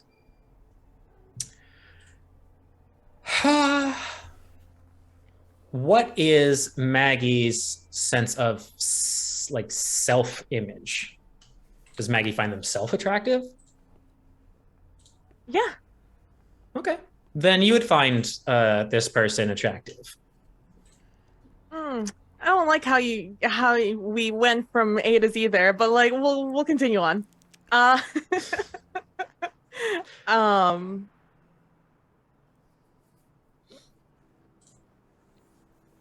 So you just gonna sit here until the rest of the guys come, or like Who's coming? Did you call someone? Wouldn't you No. already know? Yeah, If you're how do we- God. Oh my God. He's not God. He's just some random asshole. People call me that. And I would say I have abilities that people compare to godlike and all that kind of stuff, and like suddenly holds up a cup of coffee that wasn't there before. But just kind of observing, I just enjoy watching what happens with humanity in each sphere, seeing what happens next, all that kind of stuff, providing words of comfort if needed. I didn't bother doing any of that because I think Klifton's got it handled here, but... Do you know Klifton? Was he your guru? Oh, no. I've met their guru or their master before Were they... you Klifton's guru? Oh, no. I've met Klifton's guru before, but deja vu. No. Sorry. I've met them before. Yes. They came into my library once. Oh yeah, what are they like? What, Klifton? Nah, the guru, the person who taught Clifton everything he knows, I guess. Oh, well, they're currently dead, so Oh. their current status it would be boring, I guess. Do you have to be dead to get into the library? What? No, you would most likely need to be alive unless you practice necromancy to some extent in your sphere. Ow. Hey, did you ever look at the hard drive? No, not yet. Been a little nervous too, to be honest with you. That's Not fair. not a very comforting card sent there. You know who sent it? Yeah. Care to share with the class, or? I think it would be better for your experience to just find those answers out yourself. I can give them to you, but I feel like that's a shortcut, you know? I mean, you're my only lead right now, so I would say I'm searching right now. Searching for what now? Searching for the answers for who the fuck gave me that shit. I mean, I know probably the robot slipped it on in there, but I don't think you made that. Now they are sitting on top of the Humvee in like a Halloween store robot outfit. And they're like, haha, yes, Mikey, good friend of mine. I mean, not exactly friend, not as sentient as most anomalies, but Dr. Wondertainment does make good product. But yeah, Mikey's the one who gave it to you. Yeah, and who gave it to Mikey? I think it was 79 who gave it to Mikey. Is that a nickname? A number. Is Like Mikey is 513 or something like that. And there's the book, the 1064. I don't keep track of other people's numbers. What's your number then? That is a good question. Oh. I thought that was in character. Well, I believe that my number is 343, which is nice. I enjoy that one. It makes me think of video games. Oh, they have that here too. Or I guess, I don't know. Are you from here? Oh, I've always been here. Yeah, as long as this sphere has existed, I have.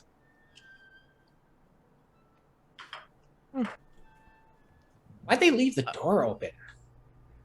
That squeaking would drive me bonkers, wouldn't it? To you too, if you were saying. What door? Ooh, they're meeting Blackwood now. Shh, shh, shh. This is the best part.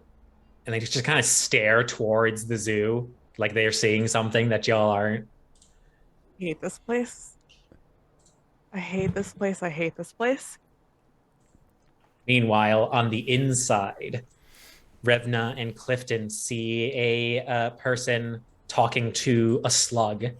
The slug doesn't articulate any mouthpiece or anything like that, mostly because slugs really don't have much of that going on. But you hear a second voice the entire time they are talking to this slug. They haven't seemed to notice the two of you yet.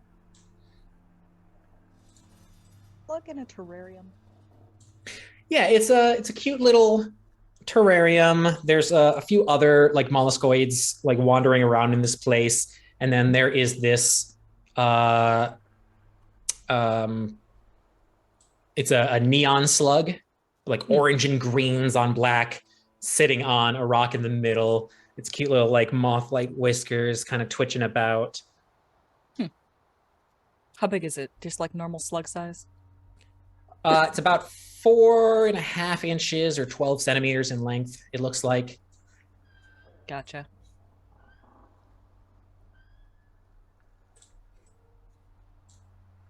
Is any or rather would Revna or Klifton like to do anything, or are you just observing for now? Gosh. Well, my first instinct is to just like run headlong at the guy and tackle him.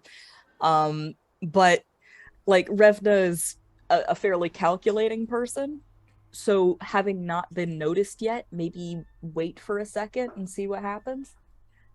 Just sort of like give a look to Klifton and see if he has any input. And he's got kind of that blank look, like total absorption. He's just kind of, every detail must be remembered, and trying to figure the slug out too, Okay. Understood. So since you said that, give me your choice of a biology check, a natural world check, or an occult check to kind of like vibe check this as you are watching the two converse. Right. I don't believe I do have a cult. All right. Not Cthulhu Mythos occult. Yeah, those either occult, biology, or natural world. They'll all get you different answers. Okay. I am gonna go with occult because I don't think I have. Yeah, I don't even see biology on the sheet. Oh, there's a section called science. You can roll a science check. If you have biology as a specialization, you can roll that too for like a more accurate check. Yeah, I don't even have science. Okay, good. Occult it is. 06. Yes. Woo, woo, woo, woo, woo. So extreme then? Not quite extreme. Okay, so half success. Yep. So as you're watching the twitches and movements of the slug and the conversation unfold, you are able to confirm that however this voice is emanating into everyone's heads, as both you and Revna and the person all seem to be reacting to the voice in similar manners, so you all seem to be receiving the same things. It does seem that it is the slug that is talking, and the slug sounds like they are some sort of like 18th century explorer or something with the way that they talk. And you get the vibe that this is definitely like A, anomalous, and B, sentient for sure. Okay. I can literally hear the whiskers of their voluminous mustache blow as they speak. Okay. Okay. That is knowledge. So then, random reminder, every player who's been making skill checks, make sure to mark those down for the end of the session. But the person continues chatting with the slug, and they're like, well, Lord Blackwood, so like I said earlier, we ran the diversion plan. We staged the tiger breakout the same time that the anomaly was running around downtown. We did manage to find the trap door. As far as I can tell, not a lot anomalous persons and individuals can't perceive it. I tried as hard as I could, but the members of 1845 came and confirmed it was there. Excellent, fantastic news. Which creature's cage was it hidden in? Well, as expected, it was in the Bengal tiger cage. That's why we used the 247-1 as a distraction. But we don't have a compass piece anymore. How are we going to be able to get this door to open for us? Well, as far as my compatriots has advised me, we have made contact with a member of the mobile task force that has recently been established, and we should be able to ask assistance from them. Are you sure they're going to be helpful, Lord Blackwood? Or do you think that they are going to be more loyal to the Foundation? They have not been here long enough to become loyal to anything but their own survival, and we can take advantage of that. If you say so, my lord. I know, as far as I heard, one of them is just literally a Viking, so I personally have no idea how to negotiate with that, so... You just need to spend more time with their culture to understand them better. An exotic people they are, but still reasonable, if not a bit more aggressive than others. That would be a great time to just tackle him, huh? Would Revna like to tackle?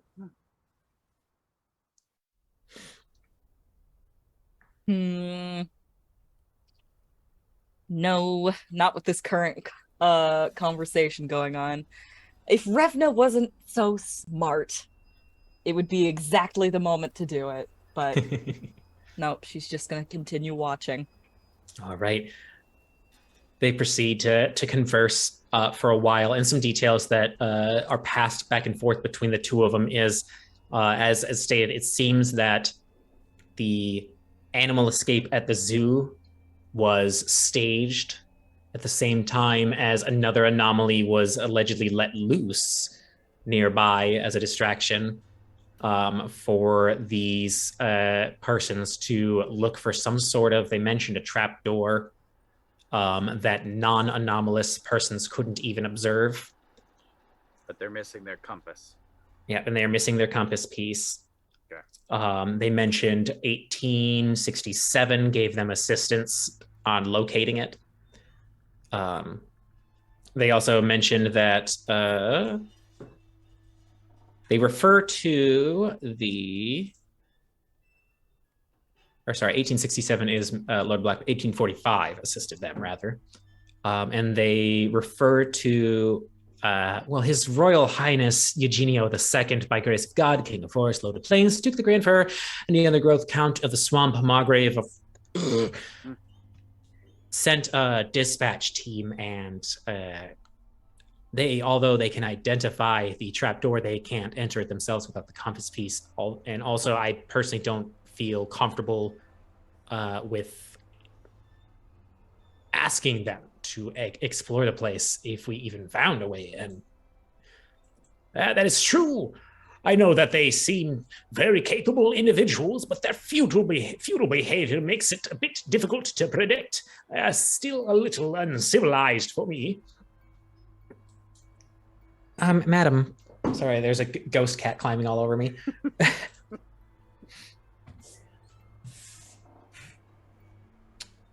I mean, I would prefer to just continue to absorb information myself, so Okay. I don't want to make a move.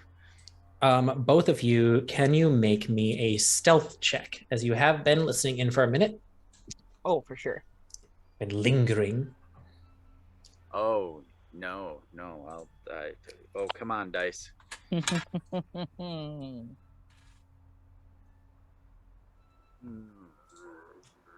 Grumble.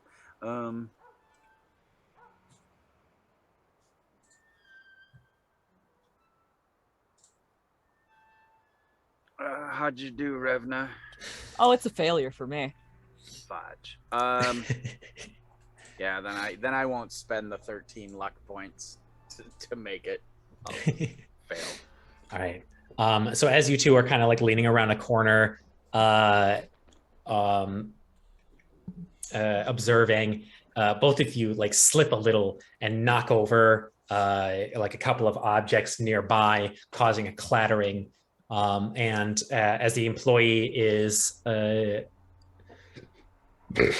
excuse me, as the employee is talking to the mollusk, well, my lord, I think it would be wise for us to contact HQ, see what the next step of the plan is. Oh, shit! And Revna's gonna sprint at him. all right, make me a brawl check. You're trying to tackle them, right? Yeah. Okay, so make me a brawl check to try and secure this individual. Jig is I, up. immediately look like they were about to fucking just turn and run. Yep. Nope. You can't do that. Brawling. Success. So as this janitor goes to turn to flee down the other side of this place, Revna, just towering in power over them, just clears them to the ground. Just and just gets brought to the ground. And as you're doing that, you hear, "Unhand them, you fiend! You monster, you barbarian! Have at thee! If you wish to combat someone, throw hands with me!" He's still slug. Still slug. Still slug. She'll slug. she'll give him a look, and then she'll say to Klifton, "Try to find some containment." Klifton will look around for like a bucket or something, even a vase, like a plant is in a vase, he'll dump that out or whatever he's got to find. Well, since the slug is in a terrarium, it is heavy, but it is already in like a thing that can be picked up and carried. It's a big old fish tank type thing. Right. I do believe he's contained already. The entire time, the staff member is like struggling, trying to get away from you. They haven't like spoken at all since you grabbed them.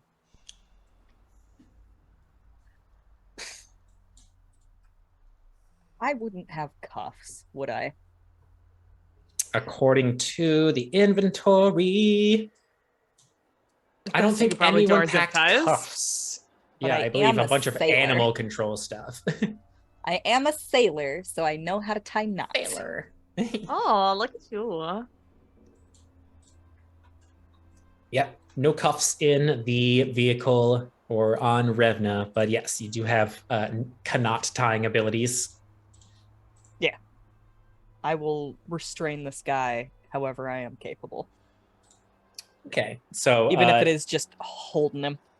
yeah, so you like roll them over and put their arms behind their back and then sit down on their hands as the person like eventually gives up on struggling, realizing that they are nowhere near strong enough to escape this situation. And they look over at the mollusk and then kind of look up at you, and they begin to make mouth gestures, and the voice of the mollusk is heard as if they are trying to imitate, ventriloquism. What business is this? What do you need from me? Why this barbarism?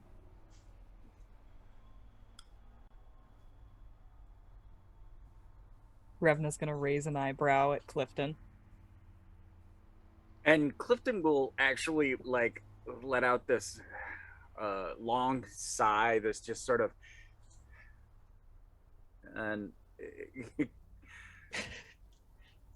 he looks straight at the mollusk and why, we heard your conversation. There's no point in this charade, I guess. Can we just discuss business? And yeah, he's looking at the mollusk, talking to it. All right, give me a persuade check with a bonus die, as you are like looking straight at. You're looking straight at the kettle right now. Oh no. Oh no! Oh no, that's a lot of high dice. You can always push. Persuade. Push it, babe. Persuade doesn't start with a C. Stupid dyslexia, man. I'm literally going down the C's like persuade's over here. Okay. C for convince. Communicate. Maybe, Converse? like I said, somewhere in the dyslexic mass. That was I only have to spend 6 luck points to make it a success, so I will do that.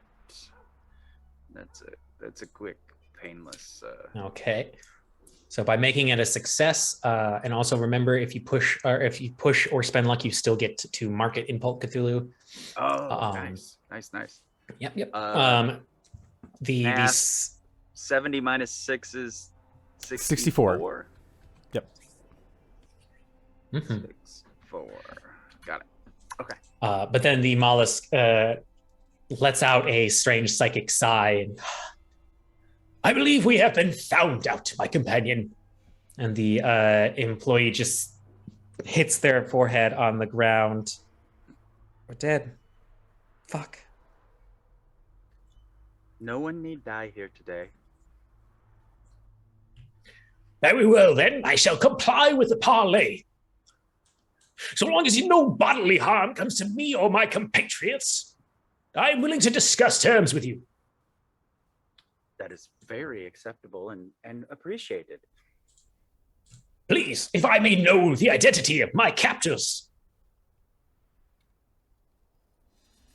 And he thinks back to the conversation they were just having. It sounded like he did know them, and so yeah. So is that a truthful statement? I mean, it really did. He could know of us and not know what we look like. Ah, okay, yeah, okay. There was a logic disconnect there in Klifton's brain for a second, and he's like, "Why, Klifton Kai? Revna?"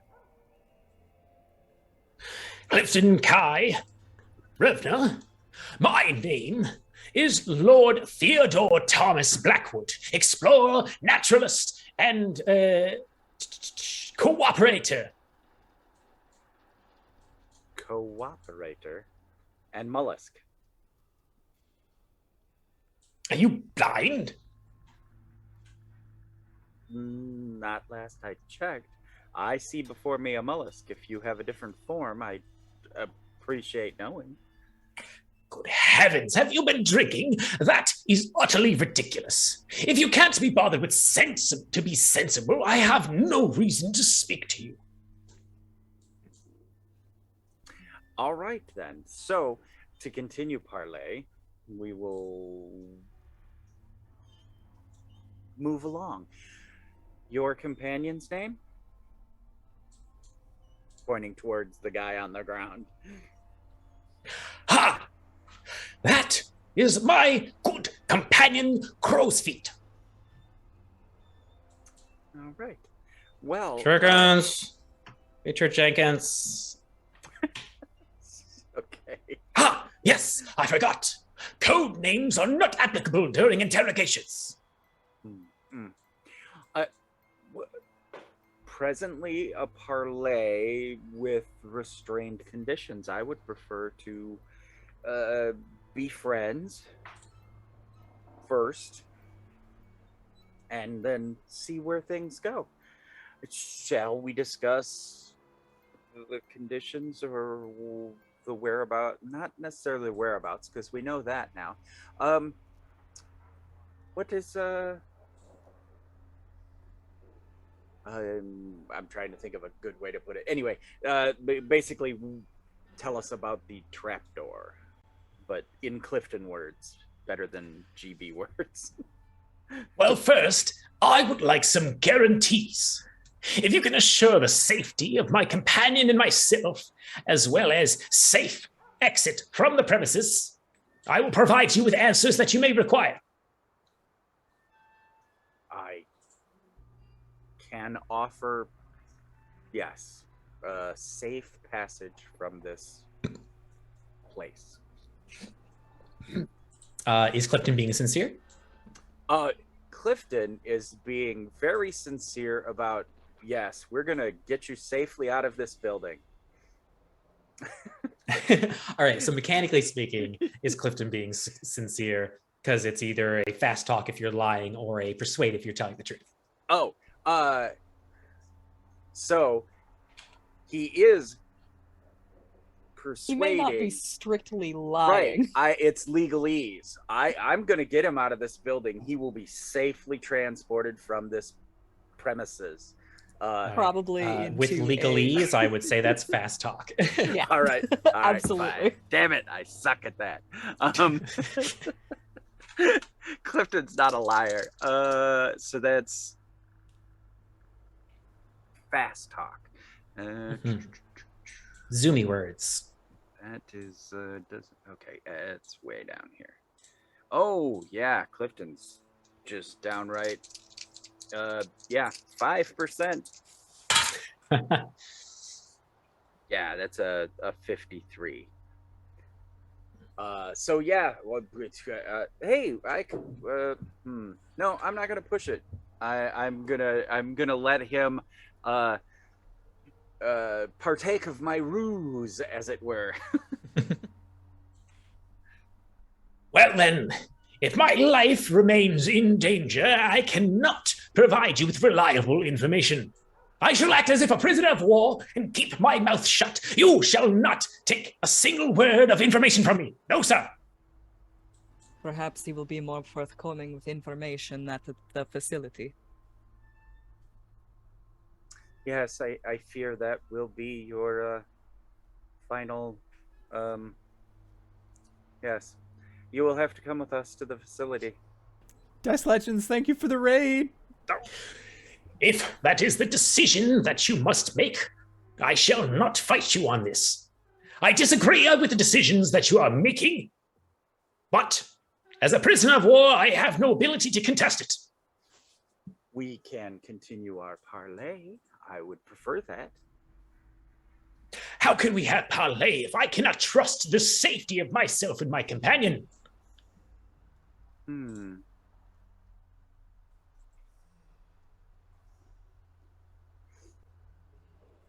I assume that I am duty bound to bring you to the facility. So, hence, I guess the proverbial velvet gloves have to come off, and we will be forced to treat you as a prisoner of war. You mentioned duty, but aren't you already beholden to another faction? A faction what might be enemies with the Foundation? Are you willing to keep their secrets as well? Are you duty bound to keep that to yourself? Or are they at risk?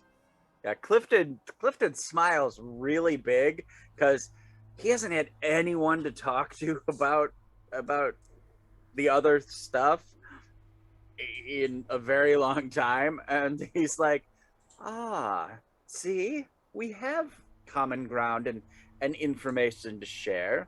How is it you know of my other interests? And just in case, Revna, you are hearing both sides of this conversation. Mm-hmm. Oh, she's sitting on top of somebody right now. But there is some serious looks being like shot towards both of them right now. Like, You what hear the fuck? Like, what the you fuck? hear You a- didn't tell us about this shit. Yes. Excuse me. You do hear a groan from the person underneath you, like, "Oh my God, Blackwood." I know no such things. I would like to speak to a lawyer. I do not know what the proper procedure in this type of war, or if this universe even has a that thing that happened in Geneva, the convention or something that occurred at some point. Yes, I don't know the real rules. It sounds to me like you have no idea how the Foundation works, and yet you work for them. Do you truly think there are any types of guarantees of safety or fair treatment for folks like you and I? I happen to currently be one of their dogs, as it were, so I am a duly represented operative. But, and Klifton takes a moment, and then his countenance turns just dark, like really like dark, but I feel if said information that you have shouldn't be given or would be a betrayal of my trust to others, maybe your safety is forfeit. And he gets that look, like a survivor look, like, yes, I think that I'm gonna enjoy escargot. Also, I would also like to say, Dork Tales and Iron Warrior X, thank you for the follows. GB, would you like to show what happens when people follow while you're on the show? When I'm on the show, I take this maul and I hit this guy right in the face. Oh, there's two. Yes! Woo! Also, can you give me an intimidate check? All right. I'm not good at that either. I'm an actual nice talky person.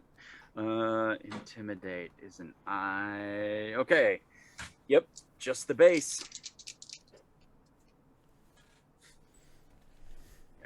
A fail. Again, it's just a truthful statement. Although I trust the sincerity of your thinly veiled threat, I do not believe that you are willing to carry such things out. What do you know about the objectives of the Foundation? Very little. Would you like to enlighten me? The Foundation chooses to determine what is and is not a normal occurrence in this reality and locks it down permanently with claims of observation and study, but never an intention to release, only permanent imprisonment or summary execution. You yourselves are anomalous individuals. Do you truly think there is any future for you besides slave labor until you are too old and feeble to work for the Foundation? And Klifton is like, yeah, he's referencing material in his brain. Can I take a chance at this point and use my insane recall and see if there's anything in the past that I've picked up or learned that would help with this, like something I have read in the library that would lead me to believe the mollusk? Gosh, I gotta remember the mechanics of the insane recall. That is a check that you get to make, right? Yeah, but I don't know what. Gotta pull up that Pulp Cthulhu rulebook. Woo woo. And it's funny because that was on my notes for this week is hey, clip that out of the rule book and put it in the, my little rules folder. All right.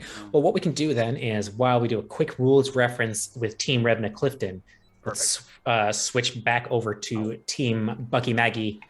At this point, Robo suit is like half off, and they now have like a giant tub of popcorn, and they are they're like eating and staring at the building.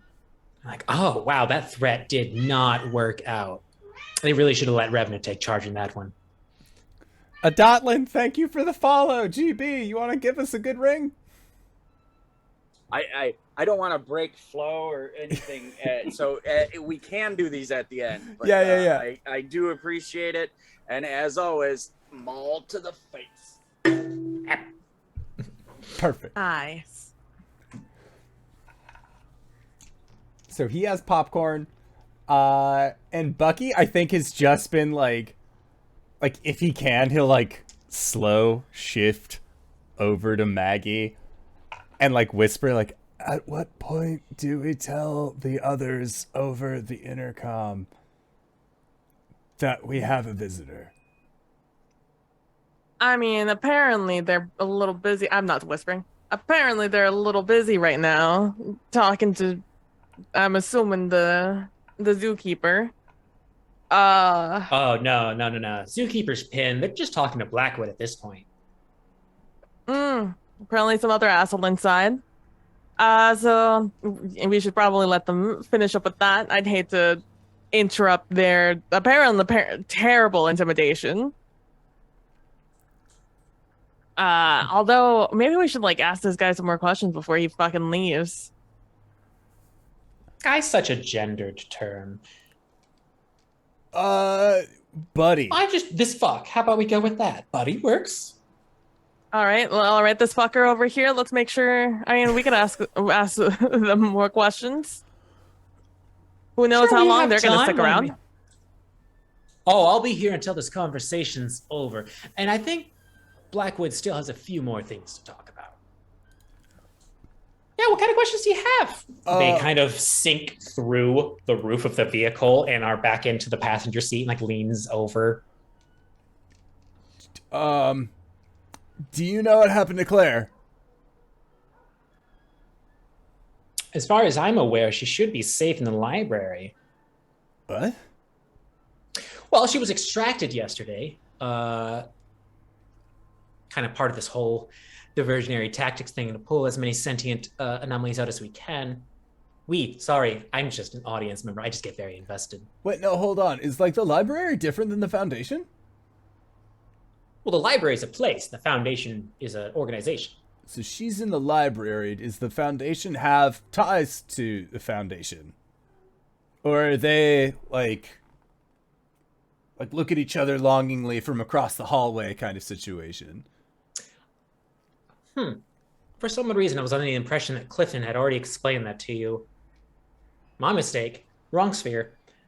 Well, oh gosh, is that up to me to explain? They do have ties. They are definitely of different organizations. Is the library in Michigan? One entrance, I think. There's doors everywhere, Because the love machine told me that she was near Michigan. Yeah. That was what? Oh gosh, I don't have a watch. That was 7 days ago. 7 days, 6 hours, and 14 minutes, 15 minutes ago. Yeah. She was definitely here during that point. Right before you arrived here in the Uper section, they were extricated. By who? Oh, I think Mockingjay and Blue Balls. What? What A bird organization? carried her away? Oh no. No. They're code names. Like you are all country roads or what have you. The other organization uses individual code names. Like my name is Iron Eye and I am Secret Sponge or whatever. I don't keep track of them all. And who are they? Did they work for the Foundation? Ha! No, they do not. No, they. Gosh, I really need to figure out what sphere I'm in. I thought that Klifton had already explained this all to you. Do you think it'd be fair for me to explain Clifton's stuff to you? Yeah, Clifton doesn't speak to us.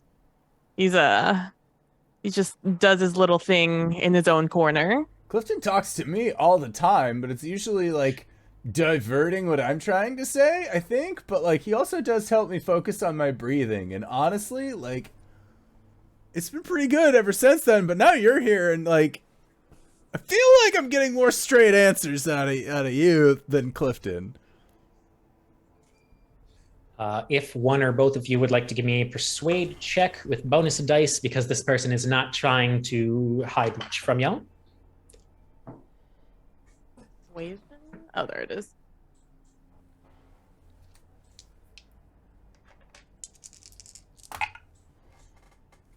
Ooh. Persuade. Persuade. Who is she? That's a success. Aw. Yeah, I also got I was so close to a half success. I got a success also. All right. Both of you got successes. Oh. So Don't worry about the layout. We'll get wings back shortly.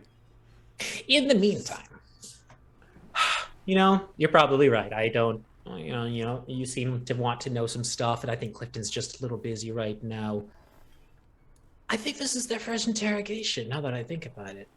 Oh, sorry, I'm distracted. So at some point, you should have Klifton tell you what they know, if they know anything. I don't know what happens outside of this sphere. What the Serpent's Hand is.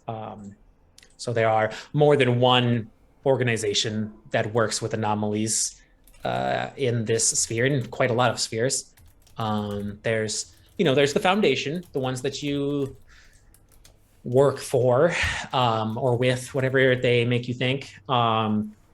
Then there is the Global Occult Coalition. There's the Chaos Insurgency. There's a couple of others I can't remember offhand. And then there's the Serpent's Hand, which is technically who Klifton works with, mostly because they met them first. But it's one of those like, now you know me, you can't tell kind of deals. So if we ask Klifton, he won't be able to tell us? I suppose that depends on what angle you approach at. If you were asking on behalf of the Foundation or yourselves, I would assume if they are any decent, they would not tell you much if you are coming as a representative of the Foundation. So you're saying, so you seem to know just a little bit about these other places. Any of them got unions or anything better than the fucking SCP? Well, I would say not many of them are better than the SCP in many ways. You've got places like the Global Cult Coalition, or much more violent, and then you've got the Chaos Insurgency, which is, like literally in their name what they're kind of about. Though I would say, of all the organizations, the Serpent's Hands have the most admirable goals, in my opinion, at least. Wouldn't that just... I personally am not... Wouldn't that just make them a lizard if a serpent had hands? No, not that serpent. No. The serpent with hands is not a member of the Serpent's Hands. Serpent's Hand. Also, I don't think you can see their arms. No, think about it. It's been a while since we've hung out. So it's just a noodle with little... Oh, it's an actual person? It's not just a code name? No, it's an organization. Much like the Foundation is an organization. The Serpent's Hand is... Well... Do they leftists don't like serpent? using the word organization, but... So the serpent's hand, that would imply that it belongs to a serpent. Is the serpent a person, or is it an organization? Oh, golly. I think if I explain too much about the origins of the serpent's hand, or what that represents, I think it would be a bit of a toll on your mind, and also something that might need to be seen. I felt like I've had brain freeze the entire time that you've been here. Oh, I'm so sorry. Do you want a hot towel? Like holds out a little like airplane hot towel and puts it on your forehead. There you go, buddy. You're gonna be all right. It's a lot. I get that. But... Can you like conjure me up like a cold beer, just to get me through this conversation, or like is that like outside your? Okay, awesome. Go. Thank you. Non-name brand. Sorry, I don't do brand loyalties. Fair enough. It's just the white can black text that says beer on it. Yes. So what you're saying here is that we've got a choice. This SCP isn't our only option to get the fuck off of this planet, universe, whatever the fuck. Oh, well, I suppose the SCP is not a really good idea to get out of here at all. I'm pretty sure that if you stay with the Foundation, you'll spend the entirety of your life with the Foundation. They're not known for releasing anomalies, period. Secure, contain, protect. There's no R in that. There's an R in I mean, like, it's cool that they've let you on the leash so much. Not entirely sure how Palmer managed to convince the O5s to do that, but you're very much still just anomalies to them. I mean, if there's other people... Oh my god, Revna just tackled that guy. Oh, sorry. I got distracted. Oh, that person's definitely got a broken bone.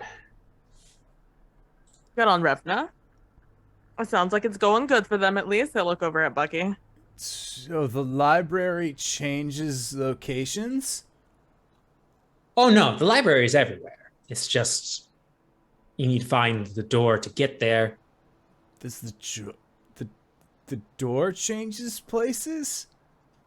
Oh no, those don't either. We keep them secret. God, Klifton is doing their best. They really should have just let Revna do the intimidation part. Great therapist, not a good scary person. Do you have an inn with the Serpent's Hand, or is Klifton our best bet? Oh, no, I don't own any property, so if you're looking for an inn, I can direct you, but... There's a tavern nearby. It's themed. It's a bar. It's themed as a tavern, but... And the Serpent's Hand owns the tavern? No, Neil does. Is Neil the serpent? What? No. No. Bucky's like on the verge of tears. Like he's like trying so hard. It's Smoke coming out of the ears. Are there do you got connections with the Serpent's Hand, or is Klifton gonna be our connection to the Serpent's Hand? Well, We want to get in depending on this contact. conversation, the narrative said that Lord Blackwood would be it, but we might see a divergence in the story. I personally can't introduce you to that. It would technically be me playing part in the story. I can provide exposition, but I can't. Not that I can't. I can. I could. It's just not fair to intervene. It's a wild analogy you got going on, but like it's your aesthetic, and like I can respect that.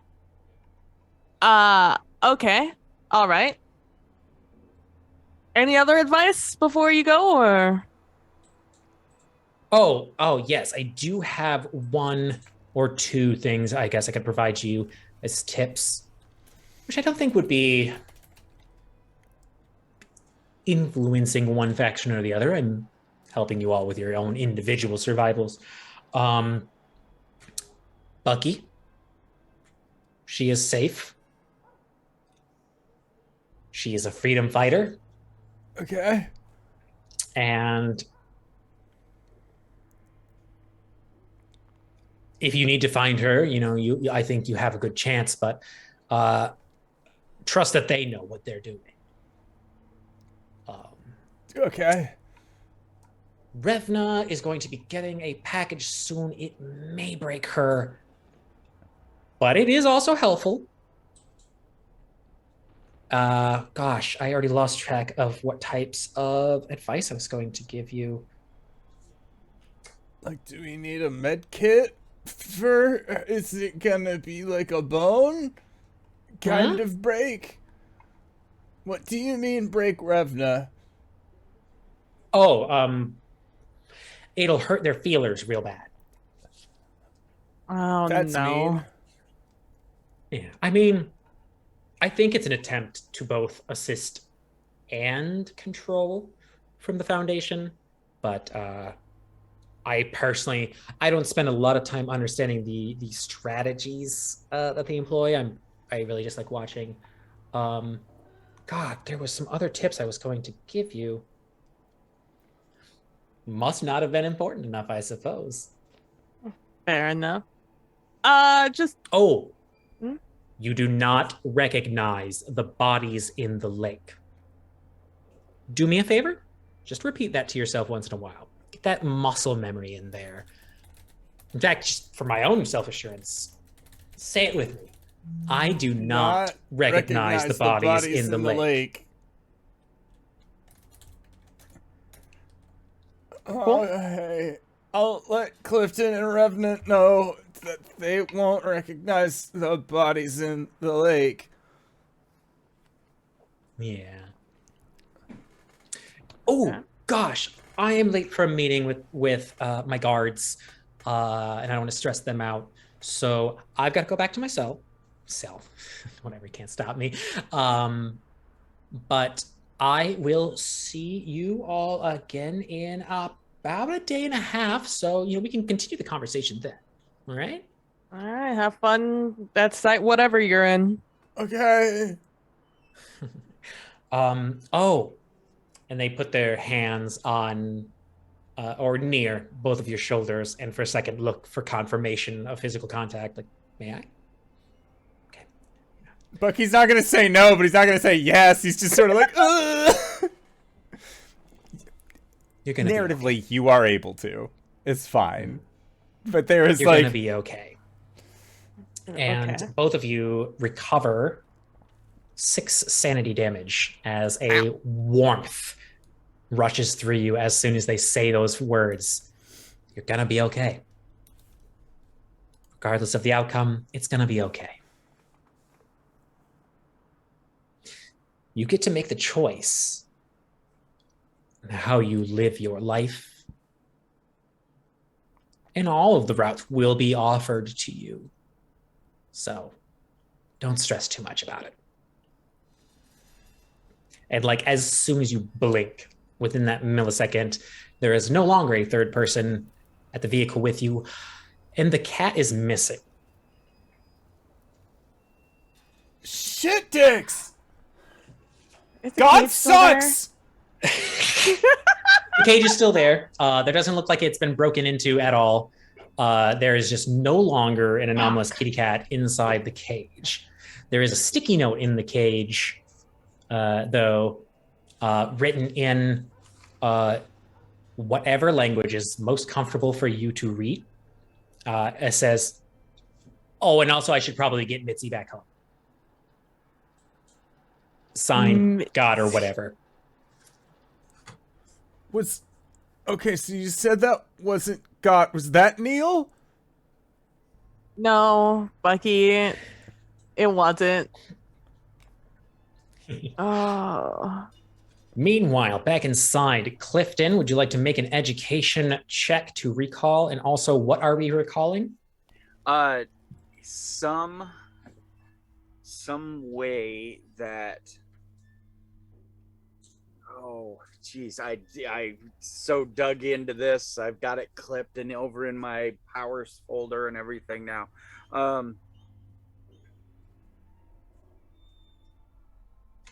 It was basically, wasn't it some way that I could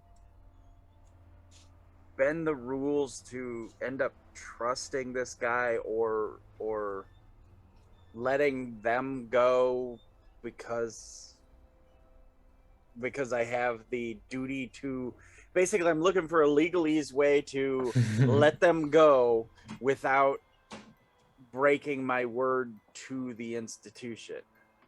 Okay. All right. Give me that knowledge check. With your insane recall, you get a bonus die. Wow, how'd you look that up and everything during all that? You were hardcore role playing, huh? With the magic powers of DanaeKeener.com. Okay. I could not send it anywhere. Oh, it was in question for the courts. It was being posted. Oh, shoot. Yeah. Well, there you go. All right. Oh, I'm taking a picture of this roll. That's insane. Okay, that. Oh, you're not taking sanity damage. You're fine. Woo, perfect. So that is an extreme roll. It is under half of my half of. Nice, but not a crit. It is a 0-7. Nice. All right. With an extreme success, you start flipping through the pages of your mind library. And remember a few things that you have flipped through between being in the library and being in the Foundation's database. You know for a fact that the Foundation does not release anomalies. They will understand the shit out of them. They'll research them. And if they are sentient, they might get decent cells. Like what you live in now is probably like the height of luxury for most anomalies that are sentient. Their whole goal is to protect the sense of normalcy in the world. So anything that is anomalous just cannot be. It's a bit oppressive to things that are sentient. They don't have the goal of exterminating anything unless like they absolutely have to. So there is some gray area of good and evil in there. You know from reading some of the books in the library that the Serpent's Hand believe that acknowledging the reality that anomalies exist is an inevitability, and that to be best prepared for possible end of the world scenarios, people should know of these things. And sentient anomalies should have freedoms and respect. They acknowledge that freedom could be freedom to do some fucking fucked up shit, but they should have the same freedoms as any other sentient creature.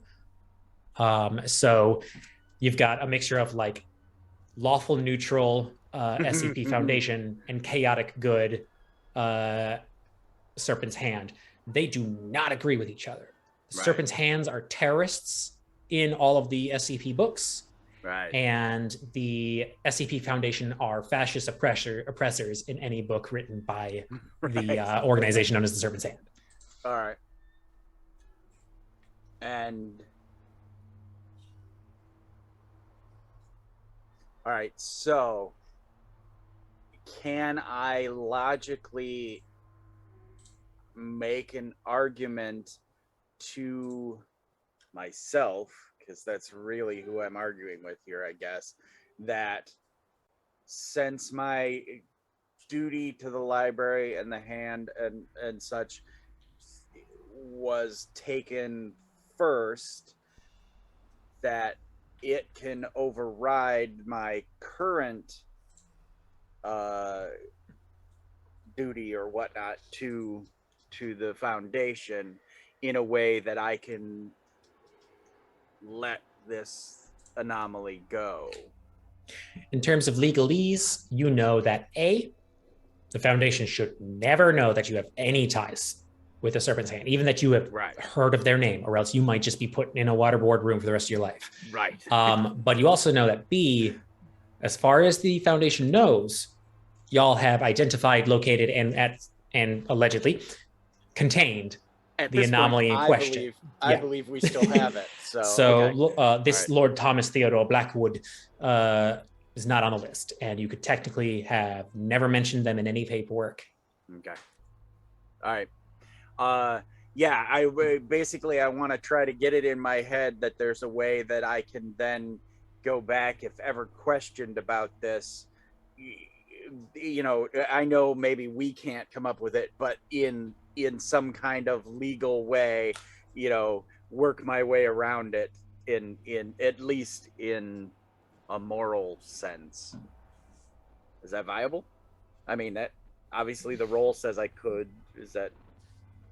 Sorry, yeah. So basically, if the Foundation were to ask, well, did you meet and or blah blah blah and not apprehend or not this or not that, I can go to myself, I can say, no, that was not part of that business, and I never met them, or I never, you know, basically, can I get kind of a free pass on a lie check on that in a legal way at this point? Yeah, based on the level of freedoms you all have and the missions that you have taken on, there's plenty of like verbal gaps that you can use to completely forget to inform anyone of Blackwood. Perfect.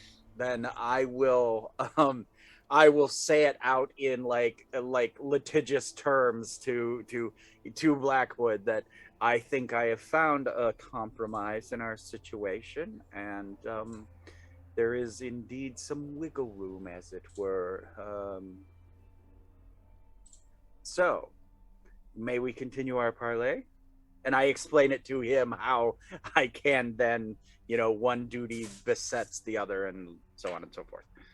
Very well then. Although I personally do not agree with the concept of playing both sides of a situation, I understand where you're coming from, and I'm willing to communicate. If you could at least let my companion here go, I know a lot more than them, and since they are merely assisting me and my compatriots in their task, I think letting them go would not change our conversation. Do I have your word that your companion isn't going to go and retrieve forces to turn the tables in this negotiation and capture us? You can most assuredly trust that I give you my word. There shall be no reinforcements, no reconnaissance, no retribution for this current situation.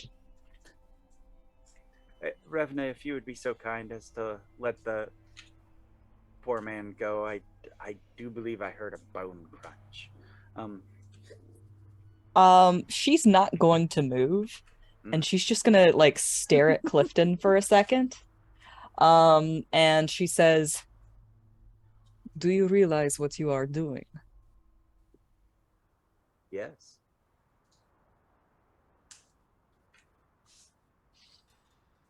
She'll stand and kind of bodily heft the guy to his feet.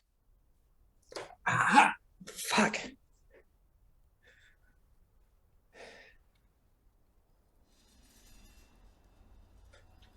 You will have some explaining to do, Klifton Kai. And he, gives a bow and says, yes, this is not within the scope of our mission. And as far as you know, you are doing your duty to its fullest. Now, again, Klifton's going to be pissed when we get back to the thing and the kitten's gone. But oh, for sure. But at this point, he thinks, "Whew, we're set. We got the kitten, no problem." Yeah, but yes, indeed, I guess we do have to reassess our situation. So, can I go? She'll lean in, and say to him, I have to threaten everybody before they leave. Give me a second. I guess as you're thinking of the threat, can I say something along the lines of, after one simple question, were all of the animals that left, are they all anomalies, or are they trained animals helping further the cause? Oh, no. So those... Looks over at Blackwood. I believe that information is on the table to discuss. Okay. Those were... Fuck, you definitely just located my shoulder. Fuck. Yes, those are anomalies. They are a member of a kingdom nearby. They are allies of us, helping us liberate sentient, god damn it, anomalies. Can I do a first aid to try and fix his shoulder? Sure. Love it.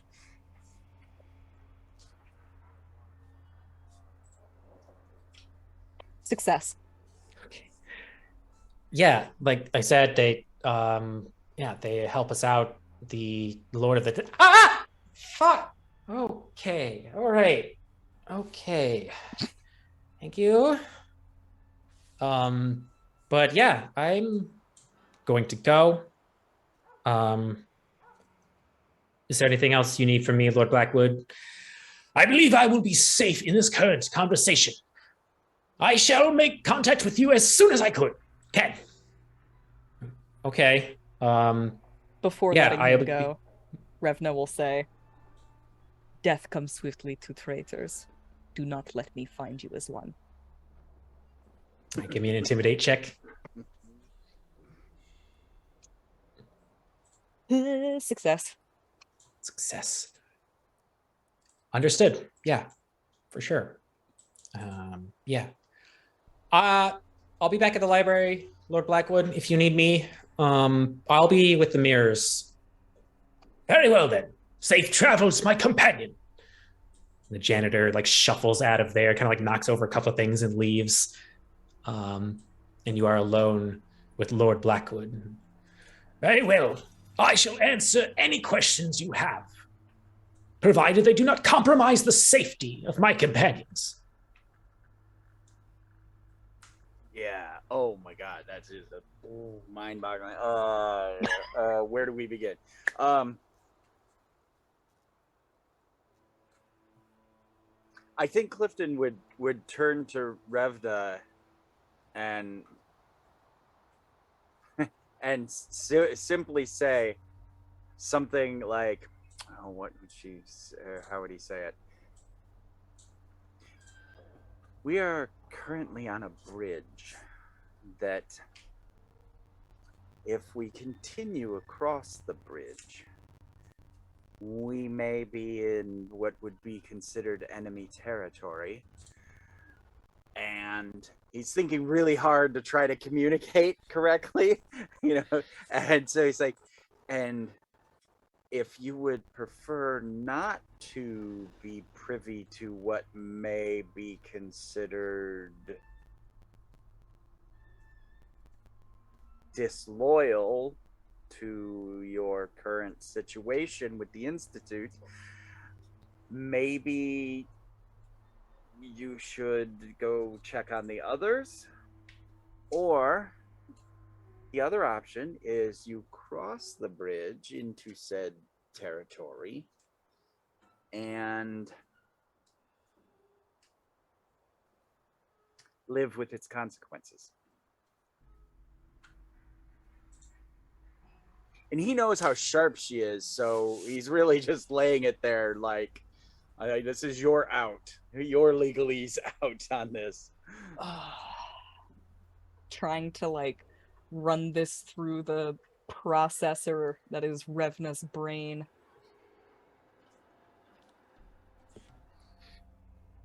You are saying that you are affiliated with the enemy of the Foundation. I personally don't perceive that as a true statement. I believe that my association is one of knowledge and seeking truth. Not Perceptions, illusions, all of your doublespeak, Klifton Kai. Either you are or you are not. then I would say that, in your opinion, yes, I would indeed spend the rest of my life being tortured by the Institute to seek answers to things that I do indeed know. You speak as though we are not already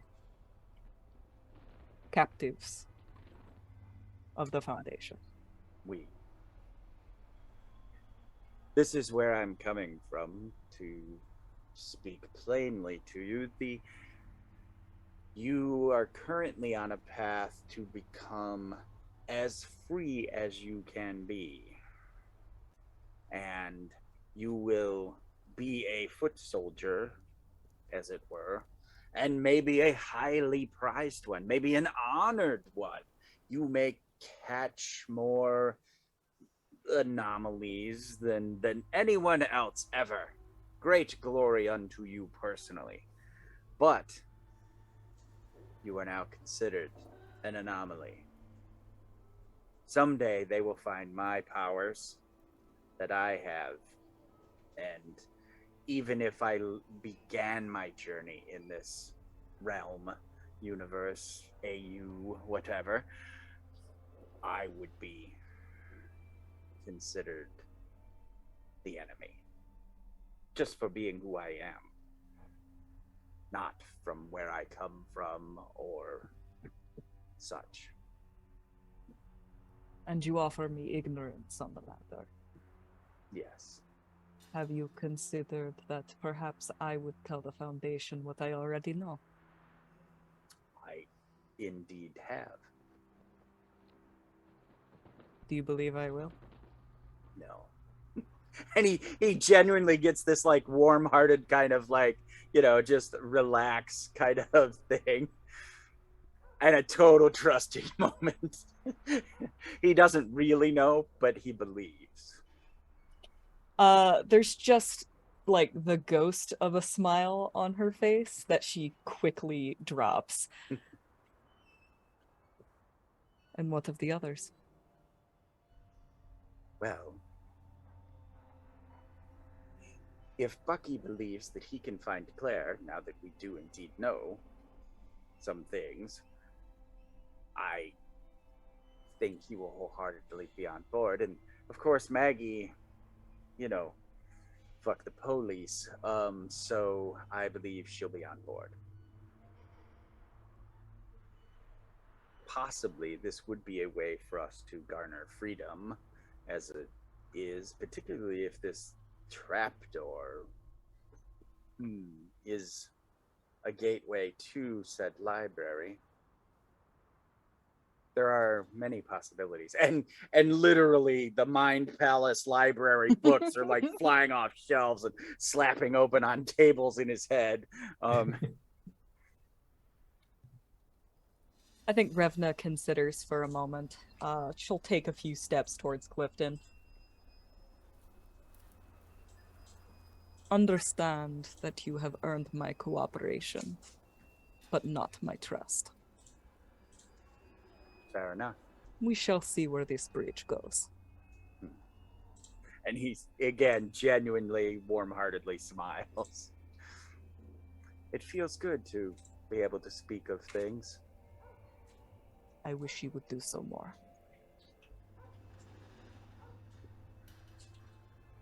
And, yeah, and then, I know we're pushing time. Can we, like, maybe offline or in courts or something, maybe come up with some questions that I would ask Blackwood before we leave? Yeah, we can ponder up some questions for an interrogation sequence. Okay. Good. But meanwhile, back at the vehicle, while the two of you are having this conversation, God had just disappeared and left a sticky note behind for Bucky and Maggie. And for a quick second, suddenly popping their head out of like the hood of the vehicle, they go, "Oh my God, I just remembered what I was supposed to tell you." Okay, so do you still, or you were given the I do not recognize the bodies in the lake. Yeah, you're doing great. You still have the compass, right? Yeah, you do have it. I have a rock. Oh, sorry. Yep, placeholder. Sorry. Yep. And they like kind of like reach towards your pants pocket, and their finger and thumb disappear for a quick second, and then like pull the rock out of your pocket. Yeah, sorry. That one actually is on me. Request from Dr. Palmer. Not interference, just doing a friend a favor. And slides their finger back into your pocket with a different object. Okay. Super important though, regardless of which side you end up teaming with. That's gonna be, don't lose that. There's like 1,000 of them, but just don't. All right, bye. And leaves you alone yet again. Okay. You know, we can deal with that here in a second. Okay. Slow Okay. turns towards Maggie. God put their hand in my pants. I mean, oh no, that's good. That's okay. That actually leads into something I want to talk about. Okay. All right. Okay. Whew. So, you know, the SCP people we're working for, not really nice people. I mean, they had you in D class before, and you saw some real bad shit, right? I saw a man get turned into a pile of jelly because I blinked. Yeah, you know what? We work on that. Okay, so now imagine that situation. But if we say anything to anybody associated with the SCP about what not God 343 just told us, we become that. We become that pile of goop. Okay. So it's really important, Bucky. Really important. I know we've just seen some fucked up shit, but like I really need you to like level with me here, okay? This whole time, I have never talked about what happened in the IKEA. I haven't ever talked about anything else that I saw in the Foundation except to you guys. Because every single time I ask a question, everybody looks at me like I'm dumb. And I'm not dumb. My heart's just as big as everyone else's. And the only people who have seen that are you and Revna and my best friend Klifton. And you know what? I appreciate that. I'm not gonna say anything, Maggie. Okay, are you sure? 100%. This is so important to me, Bucky. that you do not say a word Maggie, about this. I'm gonna say something I don't think I've ever said before in my entire life. I need to go to the library. And to go to the library, I can't tell the Foundation about it because they just tell me not to worry about it, and then they put me in a room with this statue that kills people or a book that causes cancer. You're absolutely 100% right. I just Bucky. wanted to drive the car, Maggie. I just wanted to drive the car and find my girlfriend, and I have seen so many people die. I almost died today. I have tiger marks on my back from a 30-pound chonky cat. They were really cute, and this is what I get for trusting with my eyes. I can't trust with my eyes anymore. Exactly. You know, this world we're in, it's such a mindfuck. You don't And know who I Tim am- Curry is. I don't know who that. Well, what else was he in? He was in the movie that was about, like, it was like New Zealand and they were cutting down trees and he was the voice of a really sexy ooze. So, like, There was like an vaguely anteater familiar. that was protecting the forest. Which character? Wait, I know what you're talking. Which character was he? He was the sexy ooze. James? James the James? No, that was James the movie. Curry? Is that who you're talking about? You know what? he- Curry. Was Yes. James Curry? Was he in? He's also done a bunch of like the Scrappy Doo shows. Wait, I don't know who. Like Scooby Doo? What? Why would they make a show about the small dog? We don't have enough time to get into that. Okay. Oh God. Okay. So just okay. We are on point. We are not saying anything to anybody. We're gonna, as soon as Klifton and Revna walk out here, they're gonna freak out about the cat. We have but to like tell I'm them freaking not out to. about. Yeah. Or Neil. Uh-huh. I still am unsure. We should probably catch them before they get to the car, because I feel like once the cat thing comes out, everything else is not going to be a progressive conversation. So let's like meet them. Wait, Now that we don't have to protect the car, we can like meet them at the doors, whatever. Okay.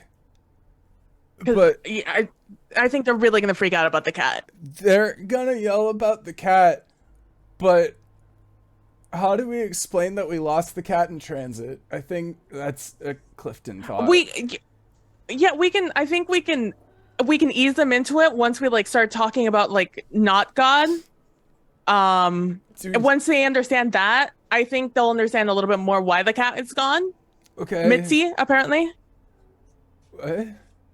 You named That's it? the name on. No, that's the name on the card. That's what Not God wrote. Oh, Yeah, it's right there, Mitzi. See, and I'd like show him the thing. I was really focusing about the bodies I'm not supposed to. We're not recognizing in the lake. Yes, nothing in the lake. Don't lake. What lake? I've never been to a lake. Lake, I barely know her. But like we're on the same page though here, Bucky, right? Like we don't have any loyalty to the SCP, right?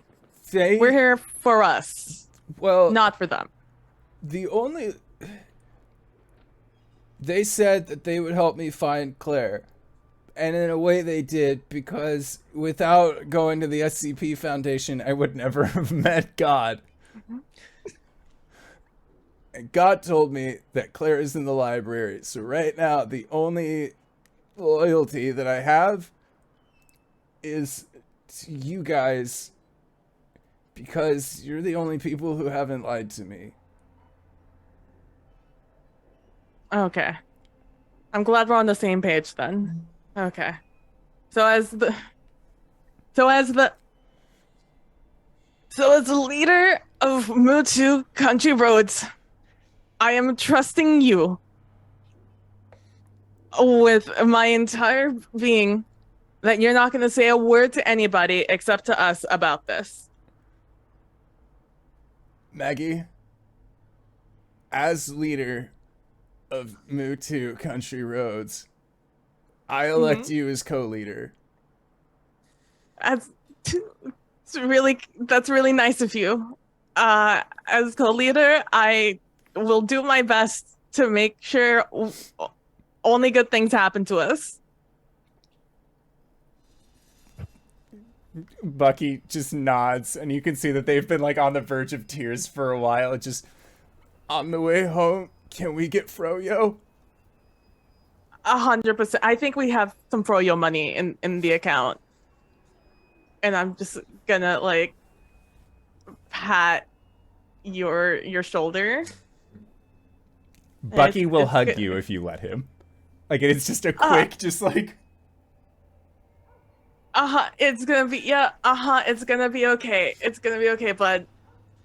I want to say, like, that quick hug where Maggie is just, like, arm patting robotically is where Klifton and Revna both show up. So, out of curiosity, Klifton, are you taking the mollusk cage out of the zoo to ask questions at the car, or are you doing it here while Revna went back? Yeah, are we doing a group interrogation, or were you doing it solo? Because I had given Revna the option to cross the bridge, I think it would be up to her. I wouldn't want to remove him at this point, unless it was like you know, we're gonna go to our hotel room and talk or whatever. I would not remove him from this place. You'd rather just have like all of the interrogations and questions like on location, right? Yeah, unless he needs to get out of here for some reason, then yes, I will help him escape at this point if need be. Right. So then as Bucky and Maggie are hugging it out from the outside, and you have allowed Jenkins to leave the area, Lord Blackwood turns to you, Klifton, goes, Very well then. I am at your disposal. Ask away. and that is where we will end tonight's session. Yay! God, what a good game! First and foremost, Media, thank you so much for running this game. I always have a blast whenever you're on the channel. Where can we find you? What do you do? Hello everybody, my name is Mediaflare. I am a voice actor and tabletop streamer. I also do video games. You can find me on twitch.tv/Mediaflare or also on Twitter as Mediaflare.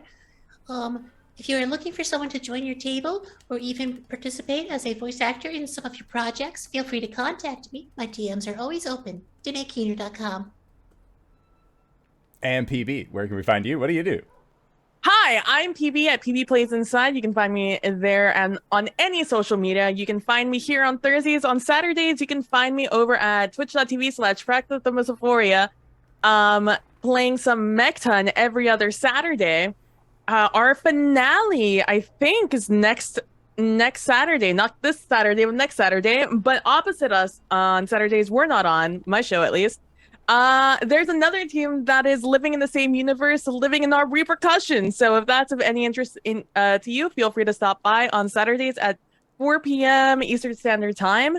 Also, you can find me on my own channel at PB Plays Inside, playing video games, things like Destiny the game, and collabing with my friend. We just played some Resident Evil 6, which was very fun until Steam just all of a sudden last night was just like, we're just not going to work. So that was fun.